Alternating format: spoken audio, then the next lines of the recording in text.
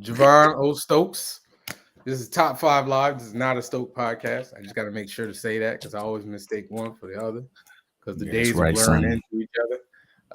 I am Javon O. Stokes, most opinionated man in comics. To my right that way, right there. That's Danny J. Quick, the man with the most personality in comics. You can have that one. What, you muted? What you do? I'm gonna use it. It has Kevin, Mr. AKA Afro Avenger Daddy. I'm The never gonna blackest call dude, him that. the blackest dude you know. That is not true. We listen.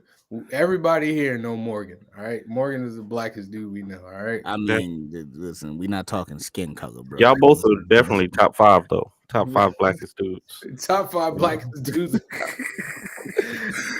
Next week list, blackest dude. There's gonna be a lot of people mad at that statement because there's gonna be a lot of people say they need to be on that list. Wait a minute now. A lot of people need. Hey, hold on now. I'm trying to think of the list right now. Right. Michael Watson, he got to be on that list. Facts. Bev, how you doing, Miss Clapp? It's good to see you in the comments. What's going on? That's the case. I mean, Dr. Umar Johnson, according to him, he number 1 on everybody's list there. Man, we said comics. We ain't say. He got a comic too. He got a comic coming out too.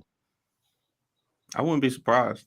Listen, everybody, before we get into anything else, today's list is top 5 R&B groups all time, male and female. So it's everybody. Oh, shit, wait a minute. This was the hardest list I ever had to do. You ain't say all that. It was easy for me, and y'all ain't gonna like my list. I already know. We know you gonna have. We already know, like Danny. Come on, bro. Danny gonna have NSYNC on his list. Listen, that's the third actor of every show. Could it be disputed? Danny, who's it? What? Greg said you gonna have immature, yo. I just watched the R&B Money podcast on Saturday, and they had Marquez Houston on there. And his name is Marcus Houston. Marcus, I don't know why I say Marquez. Marquez. What is that? He was on there, and he was like, you know how they do on their show. They talk about where he came from. They talked about Roger with Sister. They talked about house party movies, everything leading up to where he is now. That dude was just like in the right places at the right times, it seemed like. So who, Marcus Houston? They getting at him now, though. The only dude that can call himself Batman and didn't get sued. Yeah, he said that. He said he made the name because he was literally running around with Batman underwear on his head or something like that, and saying I'm Batman. Like he just. I would have kept that story to myself. Yeah, I'd have kept that story to myself. I said, "Hey, bro." I mean, but hey, he rich. It's not like it's gonna do it. I'm pretty sure we all got that one friend who, what I'm saying, was dressing like Quail Man as a kid playing. You know what I mean, with the draws on over the shorts. Like they ain't about to tell that story. The pictures never come up at all. Right. I mean, hey, listen, man. Everybody in my family know me. I was a little kid running around with the cape on, the bath towel as a cape. Mm-hmm. That's about it. Oh, brother, listen. I had a basement in my house, so you already know what that was when I was a kid. Back cave for real. Hey, what's up, Kyron? Hey, everybody! If you missed it, say happy 72nd birthday to Kyron. We're glad he made it to such a monumental age. Almost 3/4 of a century old. Make sure he okay. And also, Kyron. I mean, we was talking about this on Twitter, and I told Kyron I was gonna bring it up. The Kings are 2-2 when it was up 2-0. Man, don't do that to that man. Turn that beam off. Don't do that to that man. They just Aaron Fox broke his finger or something like that. Turn that beam off. Put the fox back in the foxhole, baby. That might be it for them. I hate to say it. Shout out to Miss Beverly Clapp. She said, just happened to get the email a few minutes ago. That's how you know the email list works. I just started emailing out to folks, and hey, you got the notification. It was like, hey, let me just put this on while I'm cleaning. So I appreciate it. We're gonna try to entertain you. We apologize in advance for anything that you find controversial. Morgan, actually, let me rephrase it. I'm gonna apologize in advance for Danny's list already. All right, y'all already know. I'm gonna apologize Miss Clap or Mrs. Clap, I don't know which. I'm gonna apologize for my vulgar questions or answers and my Can you vulgar stop talking like response. that? This is not Hot 97 This Right, is that's the right. top nine and five. 9 This at night. is the top 97.5 five list. 90s list. Oh, we know you Top got. 5 R&B lists. We know. Yeah. We know you bought that mic for a reason. Your voice ain't like that. Hey, brother. First of all, Top I got 5 ready R&B for lists. top 5 R&B lists tonight at 8 Oh, o'clock. man. What did Morgan say we gonna talk about today? I can't even remember. When you talk about this, talk about this Flash trailer, because Facts. bro, that I just just- Facts. I- If Ca- y'all, Javon been the only person keeping up with my tweets, and I literally tweeted something to Kyron earlier. It's either one or two ways. Either this trailer about to overhype this movie into a bomb, yeah. or it's gonna make the people at WB do that Michael Scott face. That Listen, I'm gonna keep it a buck. I want to see a Flash movie. That's not a Flash movie. That's I mean, Flashpoint is I mean, a Flash movie. when you bite women in Ohio, they ain't gonna turn it into a Nah, Flash bro. movie. Man. that's a Flashpoint- Superman and Batman with the Flash just happen to be in the background. Flashpoint doing is stuff. a Flash movie though, because That's fine, but I didn't want. But you can't start a franchise off with a trade with a crossover. Yes, you can. You can Yes, when you you can. when you got Batman, Superman, and They could have did that Supergirl, movie. I bet they in your could have. whole They could have just you. If you could pick him out of the movie, and they probably could. I haven't even seen the movie yet, and I bet you could just take the Flash right out. I'm One pretty of the sure the kidnapping in Hawaii, did that to one of the the I mean- multiple flashes that they got in the movie you could just take out. Honestly, I'm not excited about the film. I wish I would. I wish I could be. I am. I'm gonna go see it just because I'm a Michael Keaton fan. As Batman, I like talking about the trailer. I like that they are already connecting the Michael Keaton's Batman's desires to Flash's Flash's actions, because I want to say the opening of the new trailer that dropped today was like, if you got a chance to go back and save your parents, I've always wanted to do that. Like, that's what what I'm saying, like that already is a good storytelling device. Like, we all know what happened to Batman. Everybody who knows DC Comics knows what happened to Batman's we parent. all know. knowing the kid out at 10 o'clock with his parents, and then so they ain't gonna use that. Walking down an alley. That's telling. You took your son down the alley. Hey son, I'm the most famous person in the city. Nobody And your got mother is just as famous. Fine. Well, let's take a shortcut. No bodyguard. I mean, listen. I'm sure everybody here love Batman. I'm okay with Batman. He's okay. I mean, listen, But that origin, if you start thinking about it too much, you just like, wait, what? Y'all the richest people in Gotham, and you walk down an alley? I retweeted, or I think retweeted or saw another joke where it's like, it was a couple years ago where I said, man, like, what was awkward about that whole incident? Not the simple fact that, Bruce Wayne was traumatized by his parents' murder. He had to watch Joe Chill pick up all these pearls after that necklace, bro. That necklace breaking his hip, bro. Like I said, where's Morgan? Listen, Morgan. No, man, listen, man. There's 3 black dudes in glasses. This is a new show. This ain't even top 5 live no more. There's 3 black dudes with glasses. All right. So unless Morgan put his glasses on, we'll keep him backstage. Man. Walking down the alley, don't worry. Batman is the most overrated superhero. All right. I just told Javon in the words of Doug Reese. I didn't see anything in that statement that I like unfactual. when it comes to version, and you see what's happening already. It's a Flash trailer, but we're talking about Batman. That's my point. So, right. I like Detective Batman. Detective Batman is my favorite version of Batman. I don't necessarily like superhero 10 steps ahead Batman. I like Batman that figures something out and stops the person right in the nick of time. Like, that's my favorite Batman. He did that shit in 6 movies, Danny. So I know. Well, what was the closest we had? I will say this. I will keep saying this to my dying day.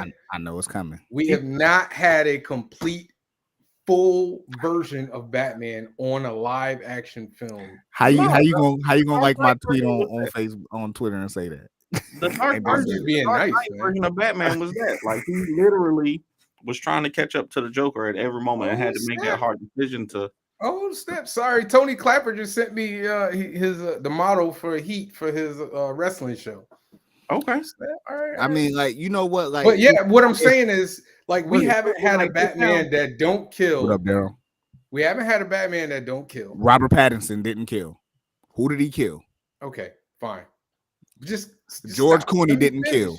Go ahead. I mean, are we really talking about George Clooney with the black Amex card, with the Bat Amex card? You said didn't kill. We didn't say anything else wrong with the movie. We talking about no. I said it complete with everything. Okay. So we haven't had one, and I'm going through my list that doesn't kill, that is a detective, that acts like a ninja, that thinks 10 steps forward, that is a true detective. We haven't had everybody. The closest version that we had was what's up, Greg? The closest version of Batman that's as close to the comics is the cartoon, and will always be. But let me pause you. Let me pause you right there from my man S. Moore comment. I feel Batman Begins was a complete version. Batman still killed in that one though. Batman committed manslaughter. Okay. Yeah, I literally put a tweet out a couple days ago. Javon is my only witness that said if we gonna always argue about Batman and his murdering, especially Ben Affleck, Michael Keaton is a serial killer. No, he's a mass murderer.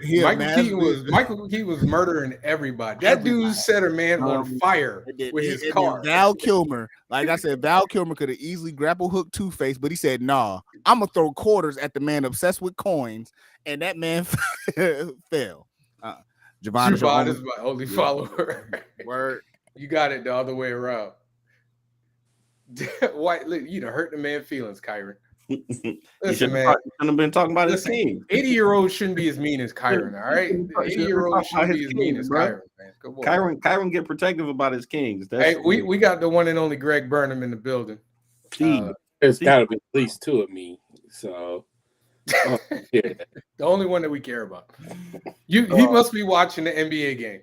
Like no, I was trying to hurry up and get home, man. You know, Atlanta traffic. Oh yeah. I remember when I lived in Atlanta and I used to go to school downtown and Peachtree at SCAD. I would not be on the road on the highway between 10 and 7. Oh, 10 and 7. Y'all must be talking about ATL. Oh yeah. Yeah, I wasn't. So I was just trying to go get something to eat real quick. Hey, you was on your way to cookout and realized it's 6:30. I'll be down. No, it was some dude. Some dude who had like, I don't know what. It looked like he had like a really big barbecue pit on the back of his truck. He had like a trailer, and it looked like the trailer came loose. Oh no! Yeah, it was good. I mean, nobody was hurt. It was just, messing up my shit. He lost his barbecue pit. He'll be okay. He should have done a better job to. That sound like an Atlanta problem. Somebody lost a barbecue pit. Hey, just sitting there. I was hot in the road. road. I'm talking about Christian Bale's movie. No, we was talking about that too. Christian Bale is a manslaughter person. I mean, they all killed for the most part. Did Robert Pattinson kill? No, the closest deaths that came where it's like, damn, he didn't even go back and help was the freeway scene. That's it. Oh, that was even worse. That dude was the penguin. The amount of people that died in that one event. We didn't get any confirmed kills, just a lot of explosions. Whatever, dude. Man, listen, penguin hit the brakes. The whole dude in the truck that exploded. I'm supposed to pretend like that he just barreled through, didn't stop to see if the dude was okay. No, nah, he may have had like a NASCAR cage, fireproof suit. You don't know what he was doing. Could you imagine, bro? You know what? Like, listen, while we on the topic, and I'm probably gonna tweet this later, but probably not if I'm gonna say it now. Could you imagine just clocking out, working in Gotham City, just minding your own business? And then your shit just explode because it's a car chase right next to you. Man, it's just like, there you go. There go your job. There was a Twitter thread like that. That was like, no, that was a TV show that was like that. It was Come on, Kyron. Like Don't in the do that, DC dog. universe where they all were. Yeah, Powerless or something like that. Powerless. It lasted 4 episodes in a commercial. Yo, I'm gonna tell y'all something real quick. This is off subject because All right, go ahead, my kids on Sunday we was all relaxing and we realized that the kids hadn't seen Taken, right? Why We would were like, because at the time we was like, yo, Taken was dope. Like thinking nostalgic, thinking like Taken was dope. You know, we ain't seen it in a minute. Let's let the kids watch it. We ended up watching all 3 movies, and I was like, bruh, this is literally. Liam Neeson was just Steven Seagal. He was just Steven Seagal. He's been Steven Seagal for a minute though. But So I I'm gonna didn't take it back. Like that's that Charles Bronson. That's where, like, I know that's probably before y'all's time, but it's in that same. You know who Charles Bronson? Yeah, Charles Bronson. I know who Charles Bronson But is. yeah, It watched Charles Bronson movies, sir. You probably watched them, 10 years later. Really? Yeah, really. Really? You Steven Seagal? You was Steven Seagal, Danny? You ain't gotta keep telling us. Danny was Steven Seagal right there. Go ahead, Danny. Do your Steven That's all Seagal. it was. He was just let me hit your wrist, grab your hand, and hit you with your hand, spin you around and push you, and then shoot. Steven Seagal. This is not as impressive as I thought it was. Steven Seagal, the only kung fu master to never throw a kick. When I was he killed his leg, man. That was the last. That was the last. At a certain weight. He'll kick.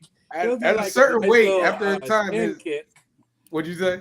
He'll do a nice little shin kick. Nah, bro. Listen, the last shin kick he did was exit wounds. And the stunt doubles were so. The stunt doubles were so obvious, and like taking 2 and 3. Bruh, they had him climbing up, like jumping over fences and stuff. And I was like, that is not this dude. My favorite stunt doubles that were obvious was I don't know if you remember Face Off. Yeah. Mm-hmm. Face Off had the worst stunt. Like they didn't even try. They were zooming in on the stunt people's face. I was like, what are you doing, man? Like that, we know that's not Nicolas Cage. We know it's not John Travolta, man. What are you doing? Like, look, do the shot from behind. Like, there are ways to avoid it. You know who had some terrible stunt doubles? Eddie Murphy. Like, you could always tell when Eddie Murphy's stunt double was in the scene. Don't make me put on Beverly Hills Cop 3, dog. They always got that dude from his head from the back and like, that is not Eddie Murphy, bro. I mean, there's only so many black.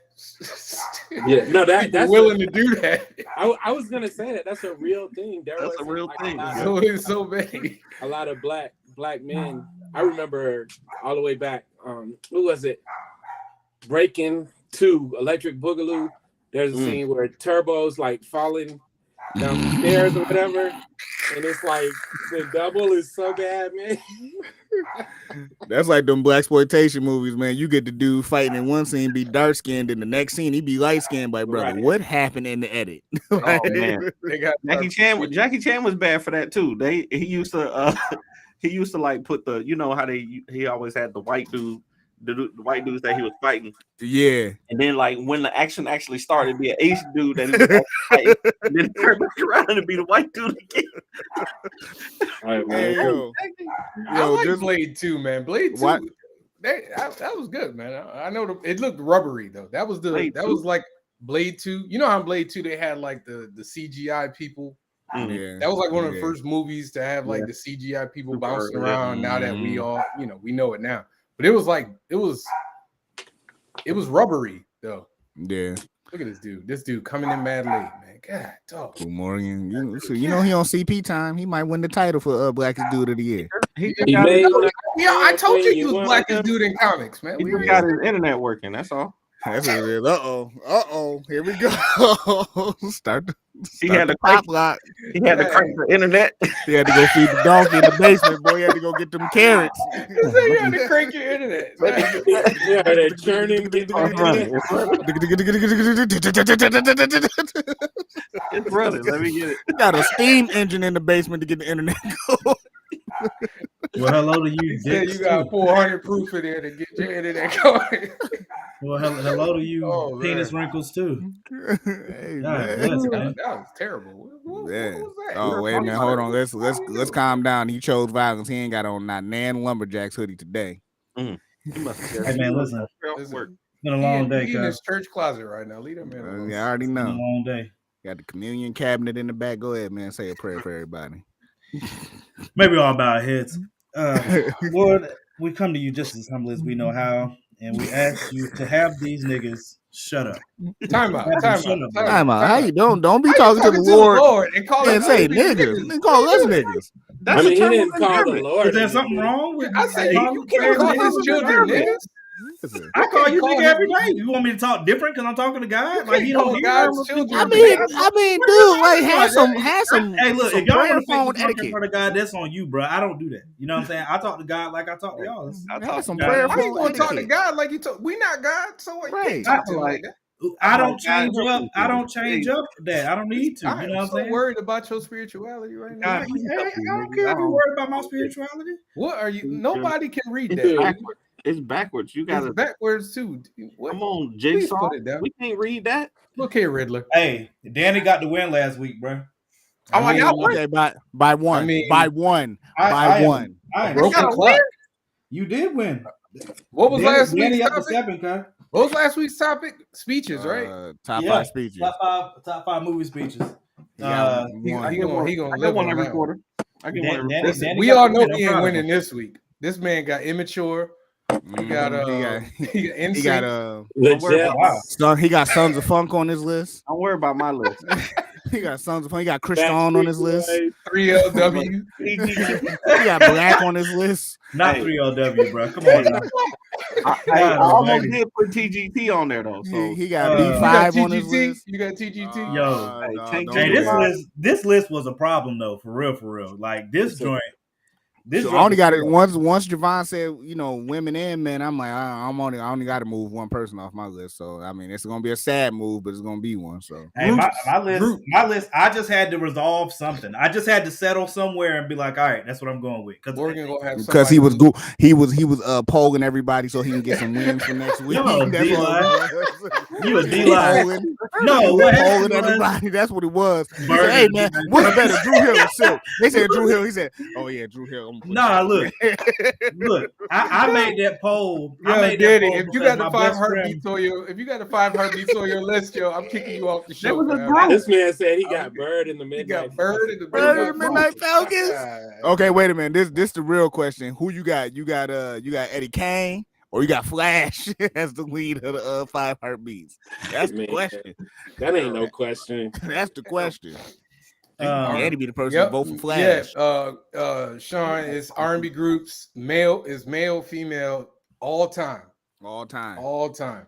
It's impossible. It is like Possible. I mean, if you can't do it, I don't know what to tell you. no. Nobody said we couldn't do it. We just said it was Javon, bro. I didn't say it was impossible. What were y'all ingrates talking about before I got on here, bro? Why you late? We don't went through all the stuff. We talked about. Thank you. We talked about. What did you? We didn't Flash talk trailer. about. No, we didn't talk about old boys getting fired on the same day. Oh, Don Lemon and Hey, bro, listen. Yo, did y'all hear what that was about though? What? It's been a whole bunch of stuff out there about what it was about. They were talking. I was watching the it was on TikTok. This dude was breaking down like the actual lawsuits that they were like, yo, it's not just the company that that owned the Dominion voting machine, the Dominion company, but like there's another stock owners.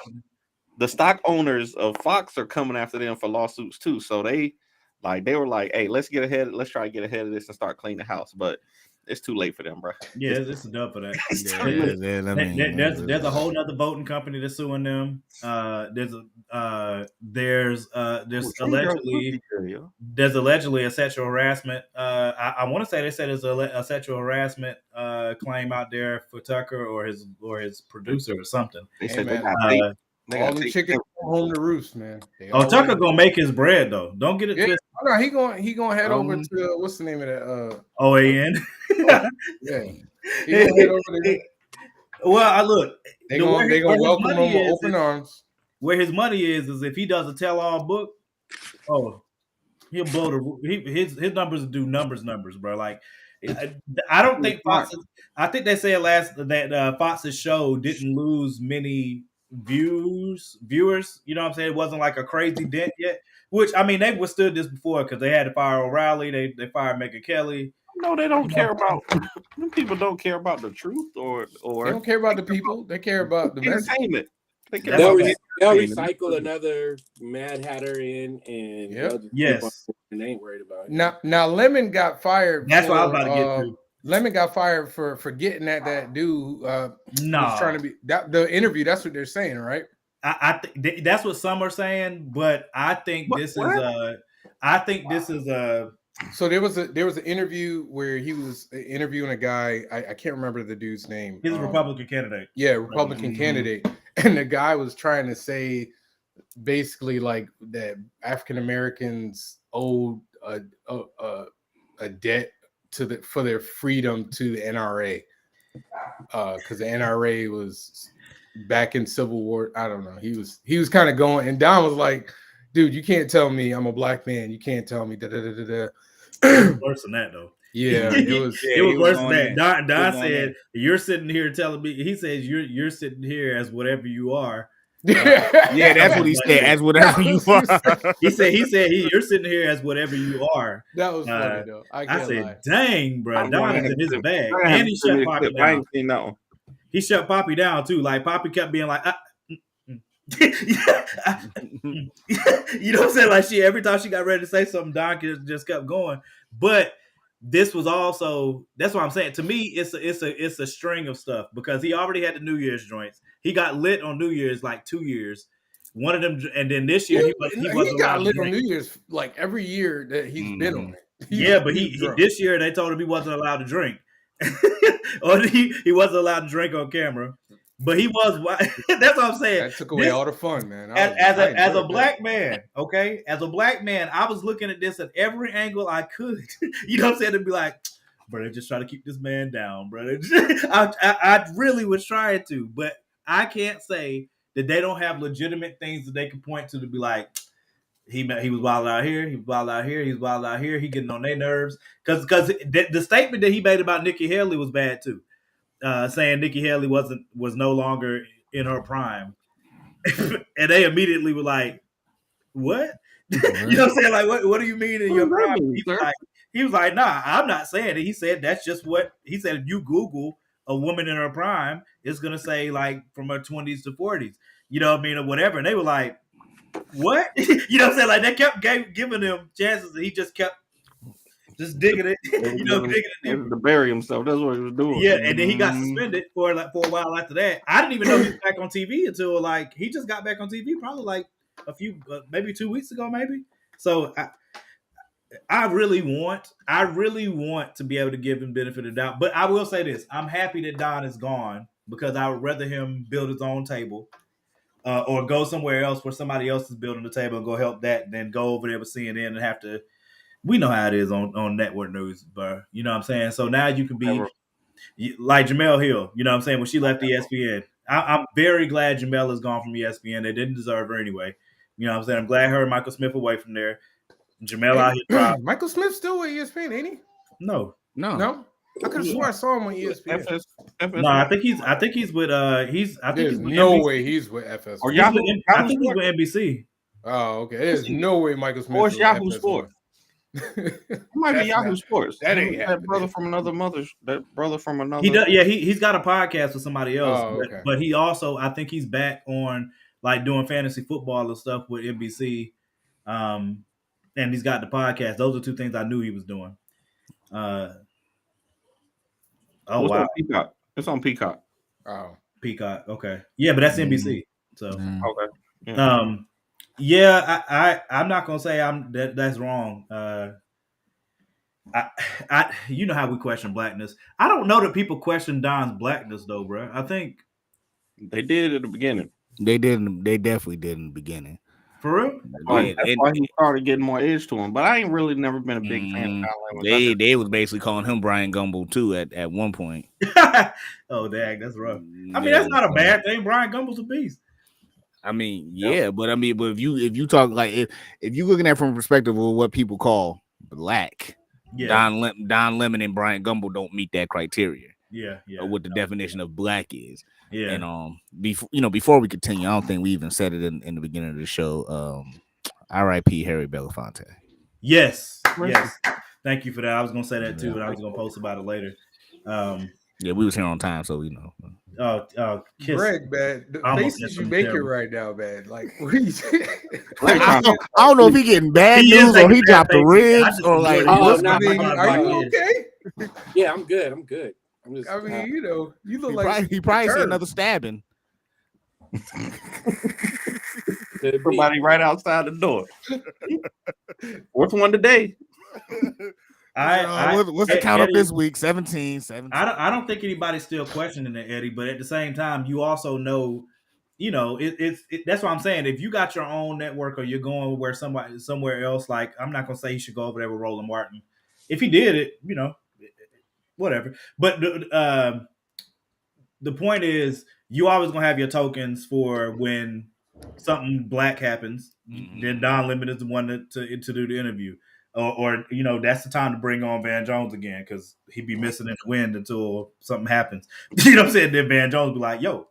Like the last time Van Jones spoke on CNN that I saw, I was like, yo, don't ever do that again. Because he said something like Trump got arrested, and Van Jones was like, he was like, I feel like he's just an old granddad. I feel sorry for him. I said, boy, don't you ever say that again on TV. I said, oh, man, you be doing the most, but that's doing the most. Don't you ever do that again, man. Don't ever say that live. Pray for these people. Pray for these niggas, Morgan. Yeah, there you go. There you go, Danny. Be real about it. Pray for these niggas. These niggas from Danny J. Quick. Okay, Jatori. Hey, we out here. What was the other? I know my government. No, but you can say mine. Let me say this real quick. So at the behest of my friends on Facebook, I asked for scary movie suggestions this past weekend. They told me to watch Evil Dead. Yeah, I'm about to talk about Evil Dead. I gotta mute myself, man. I ain't seen it. I'm gonna see it tomorrow. No, not the new one. I haven't seen the new one yet. Oh, I had to go watch the remake. I went to watch Sam Raimi's remake, right, in 2013. I knew that this was not going to be my type of horror film, right? I mean, there's no black people. There's black people in that one. That black girl is in it. I don't know if she's black or not. I can't tell. Come on now. She Lisa Turtle. She Lisa Turtle black. Like you don't know unless the makeup off. Like you know what I mean? Come on now. Very attractive. Turtle. This Turtle was doing the best she could. Y'all not gonna disrespect Lisa Turtle. Yes, we is. Yes, we go ahead and Lisa alone, man. Lisa Turtle, man. Listen, man. You go back to watch looking outside your window, okay? Like I don't know what you doing. It's all about doing the best she could with Screech. Come on now. It's all about Laura Winslow. They gave everybody else like real love interest and stuck her with a stalker. Like she did the absolute best she could. Man, it ain't my fault that Walter Jones didn't pass the screen test for Saved by the Bell, man. That ain't her fault. I'm just saying. Right, because I'm Saved by the Bell. There's a black girl. There's a black girl in it though. Honestly, I was surprised. I'm shocked that you actually went to watch it because it's like brutal horror. It's a blood fest. It's like you gotta think like that came out at like the top of. I ain't gonna say the top, but it was literally the peak of like gore porn and horror films at the time. That's what I'm saying. I told them on the thread, I was like, yo, everything I've ever seen for Evil Dead as a commercial, I didn't go see the new one yet. I went to watch the 2013 one on Vudu, right? And I was telling them, I said, if it's gore for the sake of gore, like if the scares are coming from stuff being gory, I hate those. And I think those are lame. And they were like, no, it's not gore for the sake of gore. And I'm like, I'm pretty sure from the trailer. Sure it is. You know what I'm saying? And then I went to watch that joint and I was just sitting there the whole time like, this is trash. Like, no, like, okay, like, this to kind of give, like, a good perspective. I know a lot of people haven't seen this. The Collector. It's a recent movie. Dude, it's by the same that movie made me so freaking mad. I'm not even gonna lie to you. But I'm talking about the Collector. It was not Bone Collector. No, I know. It's called The Collector. The Yeah, Collector. That made me mad. The ending of it pissed me off. Yeah, like the first movie kind of kept it contained as a, you know what I'm saying, like a break-in type of horror with basically like a over the top like serial killer type. The Collection, on the other hand, cashed in and said, "Hey, we got more money. Let's get more blood." Like the Collection was just gore for the sake of gore to try to get us scared. And so I understand Morgan's point. That's why I say, like, me personally, the greatest scary movie I've ever seen in my adult life, because I get more scared of that than anything else, is The Strangers. Okay. Because that shit happens to people every day. Okay. The Strangers was very well directed. They did a great job. By the way, everybody, De'Aaron Fox says he's playing.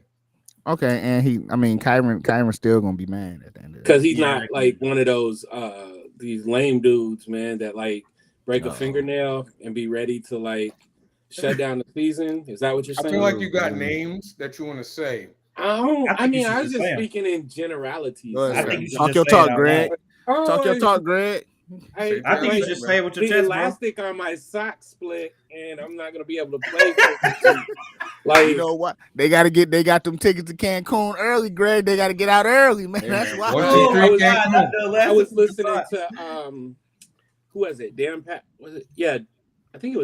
Patrick was talking to Reggie Miller, and Reggie said something because they were talking about Kawhi, and he was like, I always felt like when I was hurt, like even if I'm 70%, I'm going to be better than most shooting guards in the league that night. So it's like 70% of Kawhi is better than nothing, but Kawhi has to be 100% in order to get on the court. Kawhi had some, I don't know, man. That's another level of load management, though. Like this dude, it's weird because we're starting to see it now. Like a lot of these same load managing dudes are the ones that keep getting hurt, right? And like, if you guys have played football or basketball, any type of physical, like competitive sport, it's like your body has to get beat up in order for you to get in the shape to be able to play. You know what I'm saying? So it's like every time you sitting out, every time, you get a chance, you're not going to be in rhythm. And Reggie said something else that was important. It's like, you've been coasting all year. Now you get in the playoffs and it's like, I got to go. And your body's like, nah, man, this ain't, no. He said you got two games. I mean, it's crazy that Kawhi not playing, but Joel Embiid is about to try and play on a sprained LCL. Mm-hmm. You got to wear a knee brace. Yeah, but that's been sports. Like I understand the idea of load management, but the part that I'll never be able to resolve is that you get paid a lot of money to play basketball, and so play basketball. Like I've played in high school. I played on a third-degree sprained ankle. Like you just played. You know what I'm saying? If you could go, you went. You try to help your team win. As a Clipper fan, and I know I'm probably the only one in here. How are you a Clipper fan? Listen, Javon, I told you this on your own. I told you this on your own show. They used to be the Buffalo Braves. They used to be the Buffalo Braves. So that's why I like the Clippers. Now let me finish my story. Yes, you better just come on. Interrupting that man speaking like that, man. So anyway, Greg asked the same question too. Don't do that. I don't remember. It's time. If they're gonna do that to Lob City, they need to do that to this team too. It's time to blow them up. It's time to blow them up. It's one of those things where like they got Russ now. It's time to. It's over. It's done. Blow them up. The problem is that both of your superstars who get injured every other day, they both have 2 more years left on their deals. Yeah. So it's like you got to have to find somebody that wants to trade for them. Yep. But you could get somebody for Paul George though. You could get somebody for them. Man, Paul George be missing just as many games as Kawhi. Why? No, didn't he play? He played most of the year this year, didn't he? But ain't that why they brought? Let me look at the handy dandy. What'd you say? Ain't that why they brought Russ into the Lakers though? Because they knew that he would be available to play. Like he that third star that is going to be on the court no matter what. I think they brought. I I think they brought Russ in so your boy could chase the scoring record, and they would have a scapegoat for why they weren't winning. I gotta be honest, that's a Danny Quick level conspiracy right there. Like listen. Danny, you should be proud of what you just heard. I gotta fight him on his absolutely own be proud. You should be proud of that one. Hey, no, I gotta that fight was a him. Greg said he got to fight him on his own terms. That was a reach. Can't win trying to like be me. Oh, snap. That was a reach. Listen. No, don't you ever call nobody's conspiracy a reach, Hey, Danny. I'm gonna tell y'all. Don't you do it. Greg did that to not me. on this show. Don't do Since it. Greg did that to me, I'm gonna tell y'all. Greg actually said something nice about LeBron, like 2 nights ago. He said it was last night, man. Last night. Was it last night? Yeah, it was last night. Last night. He said that was probably the best game that he's seen. That's one of his top 5 for me personally. That's one of his top 5 games I've ever seen him play. And, okay, hold on. This top game to me is still Boston. Call me wrong. In 20 years, that's one of his top 5 games. Ever? It was like if you saw what he did, like I think so. basically he came out, he said, I'm gonna guard their center. Like he's I'll be back here. Footer, 20 rebounds. One of my pet peeves with him has been that he always has to be dominating the ball and making all the decisions. But he literally he went like almost the whole second half, letting everybody else score, and he did dirty work. And that's important because the GOATs understand I can't always be, I need to do these little things that's going to help us win. He can't physically dominate the way he used to. So last night he dominated with his mind, like 20 rebounds. I mean, when the dude checking him ain't never crossed the threshold of 20 points in his career, I'd do the same thing too. Man, Dylan Brooks was average 18 a game a couple years ago. People acting like he's just like trash. And to me, the people that act like he's trash are kind of the ones that are trash. Because if you watch basketball, the only reason his scoring went down this year is because he was hurt. And Desmond Bane came in and pretty much took the number 2 spot. He's not trash. He's not trash. He ain't trash. It's like, man, listen, you can't get in. He talk, but you can't disappear after you talk. Like if you get smashed, I mean, if you lose, you can't be like, all right, I'm out of here. I'm not talking. I'm with you there. I'm speaking strictly of him on the court. He's a solid basketball player. Oh no, absolutely. But he talked like a superstar. He's just annoying. But he talked like he the only dude who could dunk at a YMCA. Like, bro, like ain't nobody like. Hey man, Draymond do the same thing. So right. But Draymond got medal. Yeah, but Draymond got medal. No matter what we say, he got medal. And he's an integral part of that team too. I'm gonna be quiet on this. He's an integral part of that team. I'm gonna not say what I want to say. Say it, man. We on the top 5 live. Go ahead and say it. This ain't the Stokes podcast. We said it already, man. I've said. Listen, I like Draymond as a player. Like I think he's a really good role player, but I think he got really lucky. Super lucky. Where he ended up. Oh yeah. Okay, I mean nobody argued. We've seen Draymond as the number 1 option on the team. I will also say this too. Draymond confirmed what that story had been out there for forever about him reaching out to KD and pretty much crying, telling him to come to the Golden State. He did confirm that today when he was talking to Damian Lillard. Not that he was crying, but I believe it. That him and Clay, Steph, all of them were the ones that came and asked KD.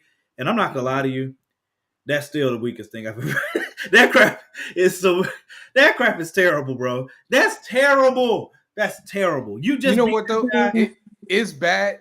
It looks bad. But for them to come back last year and win the chip without him, kind of washes it away. Yeah, kind of washes it away. I mean, it doesn't. No, it doesn't. I don't think it washes it away. It can't wash it away. Nothing washes that away. I mean, it don't matter though. In the long run, it don't really matter. It does matter. I mean, we can name plenty of listen, people. Man, come on now.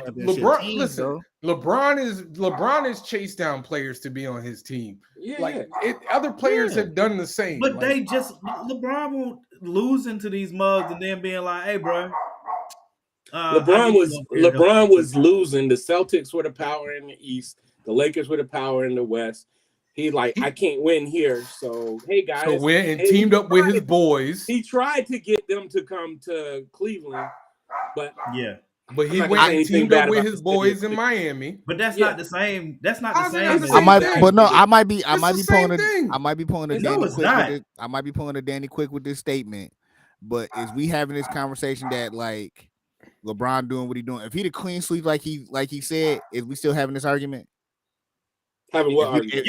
If he the clean sweep the championships like he said he was, are we having this argument? What argument? Of like him going undefeated because he joined up with the Heat instead of losing like he did and then winning like only a couple before he bowed out. It still would have been looked at as it. See, okay, what LeBron did, I don't consider. To me, what happened there, what happened in Golden State are two different levels, right? Mm-hmm. What happened to Golden State is unforgivable. I mean, you literally just lost. You just lost to them as KD, right? You just lost. You choked it away. They say, "Yo, we need you to join up." Pretty much, the conversation had to be, "We need you to join up because LeBron gonna beat us again. Come over here, cuz. Please, we need you." Right? And you just beat this guy in the finals. And then KD, two of the guys he just lost to, was like, you know what? Yeah, I'll come play Captain Save-A-Hole over there. You know what I'm saying? Or whatever. And he goes over there to go win championships. I understand why he did it, but it's still the weakest move I've ever seen in sports that I can think of. Go ahead, Greg. In the world of Twitter, Morgan, they finna roast you. That's okay. Go ahead, Greg. Go ahead. Because you're going to say the same thing I'm saying. There's talk that people, even the owner, said that LeBron quit on his team in the playoffs. They had a team that could have beat the Celtics. It would have been hard, but their own owner says that dude quit on them, and then he bounced. Like, a weak move is a weak move. I look at it like if we let's say us five went to the park to go hoop, and we're like, yo, this is our squad. We running all day, whatever. And then we get out there and y'all stinking up the joint. And then I'm like, yo, I'm gonna go play with them. It's like either way, it's the same type of mentality. Hold on. Can I say something? I don't consider it a weak move. I'm gonna just keep it above. I just consider it a move. Both of them. Yeah. They both made moves. I don't look at it as weak. I've always disliked how Kevin Durant went to them. Like that to me was. What do you mean by? What do you mean? Like went to? Well, after they beat him in the Western Conference Finals, that's what I'm saying. For him to go to the team that just beat him, I didn't like it, but I understand. I understand that it wasn't. I understand that it wasn't really him going to them. It was them coming to him, and he just took the opportunity. Yeah, that move also. You got to understand, he was a free agent. He already knew he was a free agent. So I'm sure he had already been thinking about, where am I going to go? I don't want to stay here. There's a lot of stuff that, I remember them talking. I can't remember who it was, but there was a night where in OKC where they put Barack Obama on the screen. And, it's Oklahoma. A whole bunch of people started booing, and they said that impacted KD. Think about it. I'm black. I play for y'all. Y'all root for me, but then you rooting against our president. So it's there was all kinds of little stuff that was. Oh yeah. But that don't make you go join up with the best team in the league that just beat you in the finals. Hey man, if you got fired, I don't know where you work. But if you got fired from your job or you left your job today and a competitor that's better than them, that's making that's going to pay you, that's not the same. Competitor, it is the same. No. In other words, if you get in a fight with a cat, let's say you got beef with a neighbor, you got beef with a neighbor on your street. He don't keep his dog on the leash, or he he do stupid stuff or leave his mail on the porch, and y'all getting a fist fight. Right, that's like you becoming his best friend after that fist fight. After y'all been beefing this entire time, I ain't never gotten a become friends with somebody. All right, no. These analogies are all over the place. No, all I'm saying is, to me, what LeBron did, LeBron is different because LeBron stayed in Cleveland and gave them everything he had for 7 years. And KD did. What did KD do? KD did that in OKC, but then LeBron didn't leave. LeBron did not leave. He didn't leave Cleveland and go to Boston. He didn't leave Cleveland and go to Detroit. He went to Miami. It's not like Miami and made his own team. So with 2 All-Stars. So he couldn't have gone to Boston because they didn't have the money. They orchestrated that whole thing. They went to Golden State did the same thing. Huh? Okay. They had to move money to get KD there. They had the money though. Yeah, but all I'm saying. Time out. There's a big difference. He's not gonna go to Boston because Boston's dudes were older. Like KG was older, Paul Pierce. Yeah, they was older, hated him. And they didn't like him. Like Paul Pierce he's been very vocal about that. I agree with that. Yeah, he decided to go to the younger dudes who just won a championship that were going into their prime. I think it's a different. I wouldn't have done it, but I understand. It's a different generation mentality wise. He literally found a team with 2 and that with a Hall of Famer. And then got another All-Star with him.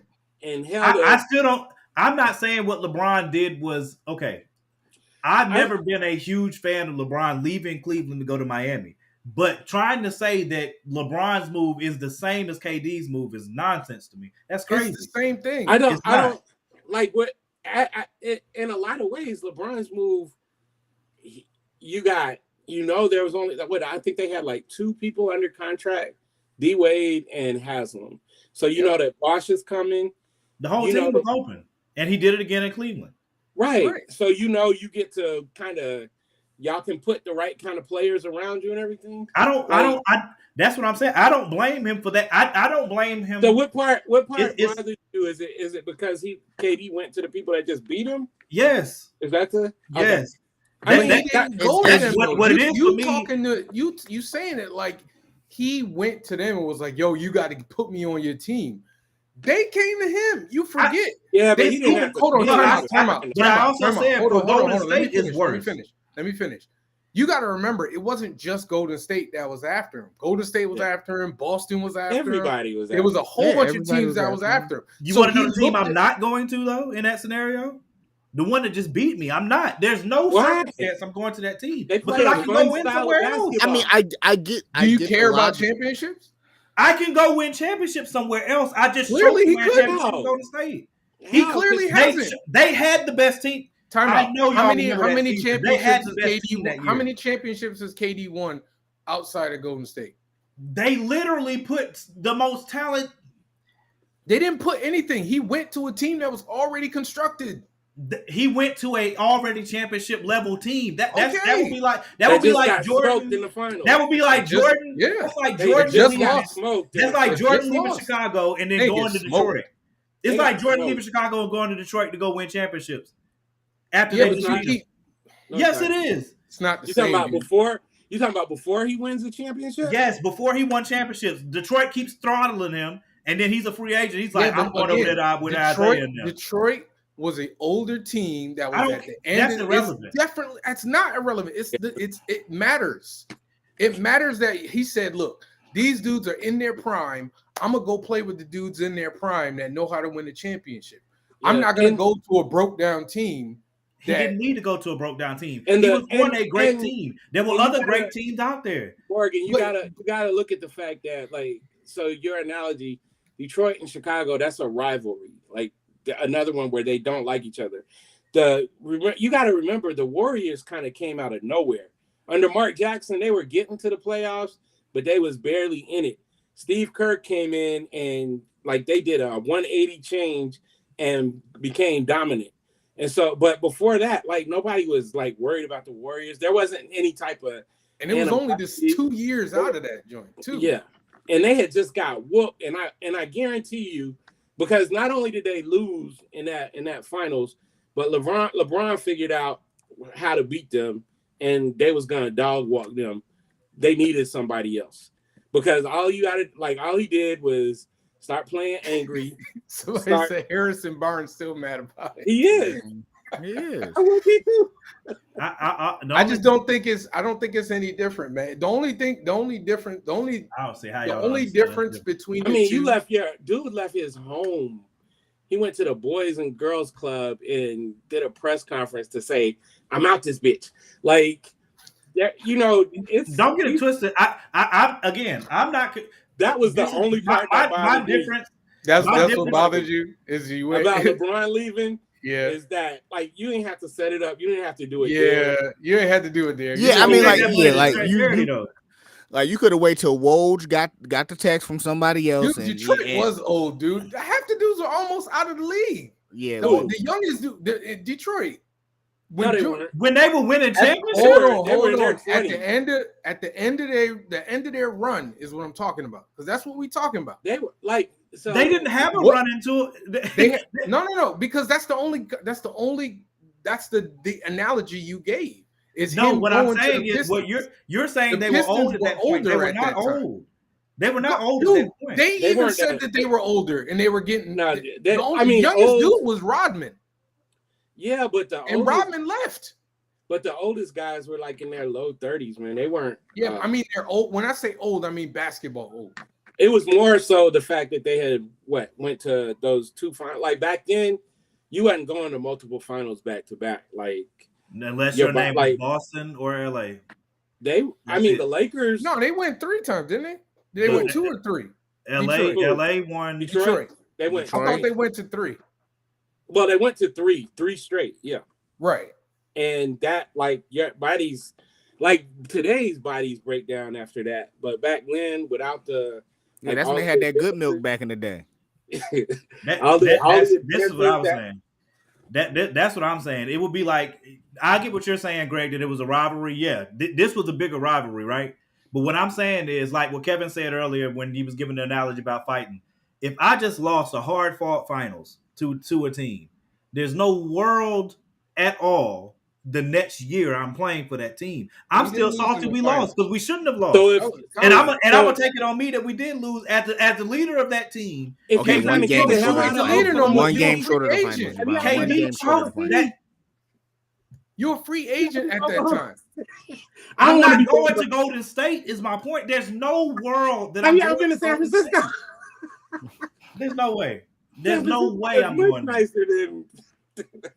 Okay, like Javon, can I ask you something, Javon? Can I ask you something? Say you know what I'm saying? Let's say you're a cop. Right? Damn. Let's say you're a cop. You know what? You're too black, and you can't be no cop. Let's just say you're a regular citizen, right? Say you're a regular citizen, right? And you mind your business, working hard every day, right? And you get robbed, like, you know what I'm saying, stuck up at knife point, robbed, right? For everything, wallet, jewels, money, all that, right? And now you got a job interview the next month, and the person that robbed you is the person giving you the interview. Are you taking that job? How much they paying? I'm about to say it's still irrelevant. That's what I'm saying. To me, some things are. I'm gonna tell you Kevin, I'll tell you what I'm gonna do. Kevin, I'm gonna tell you what I'm gonna do. If it's like, hey, listen, we're gonna give you this 6-figure job, I'll be like, bet I'm gonna take that 6-figure job and I'm gonna make a call to the police and I'm gonna get him arrested, and then I'm gonna get a promotion because I'm gonna take as long as there's vengeance. As long as there's vengeance, I'm just saying from the perspective of as a competitor, right, and I think it's a mentality thing too, because like it's like why people keep telling Dame to leave Portland, but Dame's not built like that. He's like, look, I want to win. But I want them to. But hold on, Morgan. Not Dame about to leave Portland. Even Dame is talking sideways now about Portland. Bradley getting tired. I'm not against it. I wasn't against KD leaving OKC. My issue is KD going to Golden State that just beat you. You just choked away that championship. So that's my problem. Mark, let me ask you one thing. Why do you think KD left and went to Golden State? Why do you think LeBron left and went to Miami? KD knew he was leaving to go to Golden State because he did not want to share the stardom with Russell Westbrook. LeBron was tired of pulling a tugboat. No, I don't. I don't think- know about I think- that. Why would Sometimes- you wait to Golden State when Steph Curry was a star? Dude? I'll answer that. I'll answer that too. KD left because of the style of play that Golden State had. I think that's the biggest reason that he joined up. The style of play that they have, moving the ball, him not because he's the most efficient scorer we've ever seen. All he's got to do is ride into that offense, and he can go win right now. Check it out. This is why both of them left. Both of them left because they're both generational, like all-time greats. And if they didn't get no rings, then that pressure would have just kept building. So that's why LeBron, I'm sure of it. That's why he left. That's why KD went. But KD's like, y'all keep saying I can't win. Let me go ahead and get a couple of these. Both of them deserve to leave, right? Again, my issue with KD is only where he went.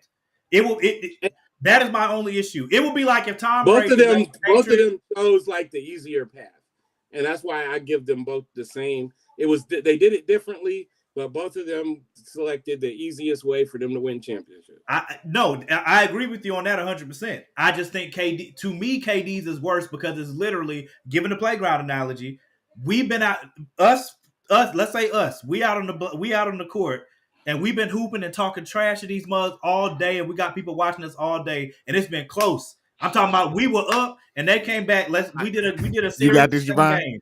We were up, they came back, they beat us. And then after we lose, I feel like it's my fault that we lost. After we lose, though, their team got an open spot, and I go join their team that has that open spot. There's no. You missing a piece of that analogy. So in that analogy, if the squad that you was on was like, "Yo, we could win without you," and let you go, and the other team was like, "Yo, you want to play with us? You gonna stop playing ball, or you gonna go play with them?" But that didn't happen. The difference. There was stuff behind the scenes where, what's his name? The Presti, the general manager. Like, it's been documented that the organization was favoring Westbrook over KD in different areas. That don't mean I'm going to join Golden State. But you missing my point, though. Hold on, though. If the squad that you was on, that you got bust and was like, all right, look, we could win without you. We gonna find somebody else. The other team was like, yo, we need an extra dude. You gonna play? You gonna play ball? I just lost to them. No, I mean, it's a job. Like to play ball, so in other words, in conclusion, Morgan's picking up his ball and going home. I think I'll stay out there to hoop, but I'm not getting ready to. I just gave you gonna end up with the bums that couldn't get on the court. So you saying that KD was ready to leave OKC? He was leaving either way, but since he lost to Golden State, he should have re-signed with them so he can run it back. I don't care. All I'm saying is I'm gonna sign with. There are other teams out there that were competing, right? That were good. There were good teams that were out there other than those two teams. They weren't better than Golden State in the league. I would have the teams that I'm not going to. What you just said is different. Were those teams that were competing for KD services better than Golden State? That's the point. That's the point. That's exactly my point. I'm not gonna go and stack my deck like that either, because now when I win those championships, now when I win those championships, that's gonna be questioned, which is what happens to LeBron right now. But you know what? People question his championships all they want, but they're still on the ring. Does Larry Bird get questioned for his championships?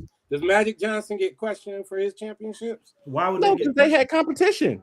Yeah, but they both. What are you talking about, Danny? 3, 4. Danny, don't do that. What are you talking about? But that's a different scenario because that team was built. It's not the same as me. Okay, who was built? They brought in Bob McAdoo. They traded for James Worthy.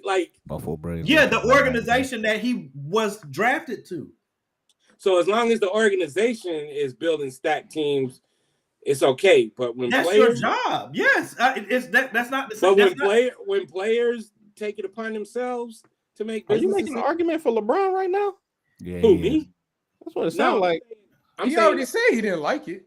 He just talking. I'm saying our argument is that they had doing it. No, the arguments that we have is that it doesn't. they're the same thing. That's the only Yeah, argument. the conversation is over whether or not it's the same thing. I don't feel like it's the same thing at all. I don't think it is because at the end of the day, both of them left highly successful teams to go chase champions. To go to better. No, Bron got off a team was tugboat. trash. No, man, a tugboat ain't winning 60 games like multiple Because he was the gas. Cleveland That's team why. It don't was matter. trash. His team was winning 60 games. Cleveland's team was trash. No, Without LeBron James, Hold on, that man. team- Listen, man. Y'all They gotta were stop with that. Okay. Okay, So how do you win 60 games? how did Y'all Cleveland gotta stop even with end LeBron up with had that LeBron effect James? on winning apparently because Y'all gotta stop. and the East was not great. The East was who was he running through? No, the East was great. East was good. What are you talking about? When they were winning like that, they were. That's not Boston like was good. The West The was better Pacers than the were East that good. entire The time Raptors period. were No. good. What are you talking about? The West didn't get better than the East until right at the end when the Lakers started winning, and then the Mavs won. Come on Before now. that, the East was stronger. They had Derrick Rose when he was at his best. They had the Bulls, the Pacers, Celtics, Pistons, the Raptors had the the Raptors Heat were were still balling. decent. Come on, man. Stop, dude.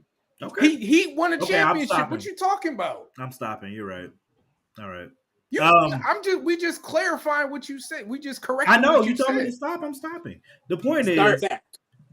the point is, to me, it's not the same. That's all I'm saying. All right, We're man. not going to agree on that. We've been talking about All it right, for 15 minutes. So we agree. We agree. All right. with this. Either way, the daddy stepped out and left his family and went to a good situation. He left it. So yeah, basically, and like I said, I don't. I want honestly, Dame to Greg, leave. I didn't even think want about it Dame that to way, leave. dude. I want Dame to leave. I just don't want him to go to freaking. That man was in Golden State. Cleveland. I don't want. Club and said bye. I want Dame to I leave. never love thought y'all. about it that way. hey kids, you want an autograph too? Thanks. Guess what? I never even thought about it Deuces. that way, dude. Do y'all That like dude- the Miami? That man left. The passing colors out are similar. Passing out Heat jerseys to the kids. they won 21 games I the thought next that was season after LeBron left. Oh, Yeah, they had pretty much the same Listen, thing. we are not having a conversation about whether. LeBron So what do we? James is good. So let's just do these segueing in- lists so we can okay, argue cool. about these lists.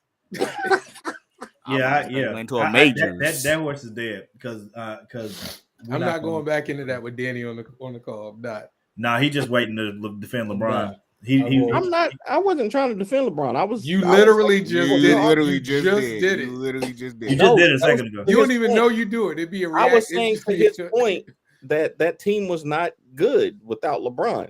That's what I was it doesn't saying. matter because he was on the team and they were winning 60 games, man.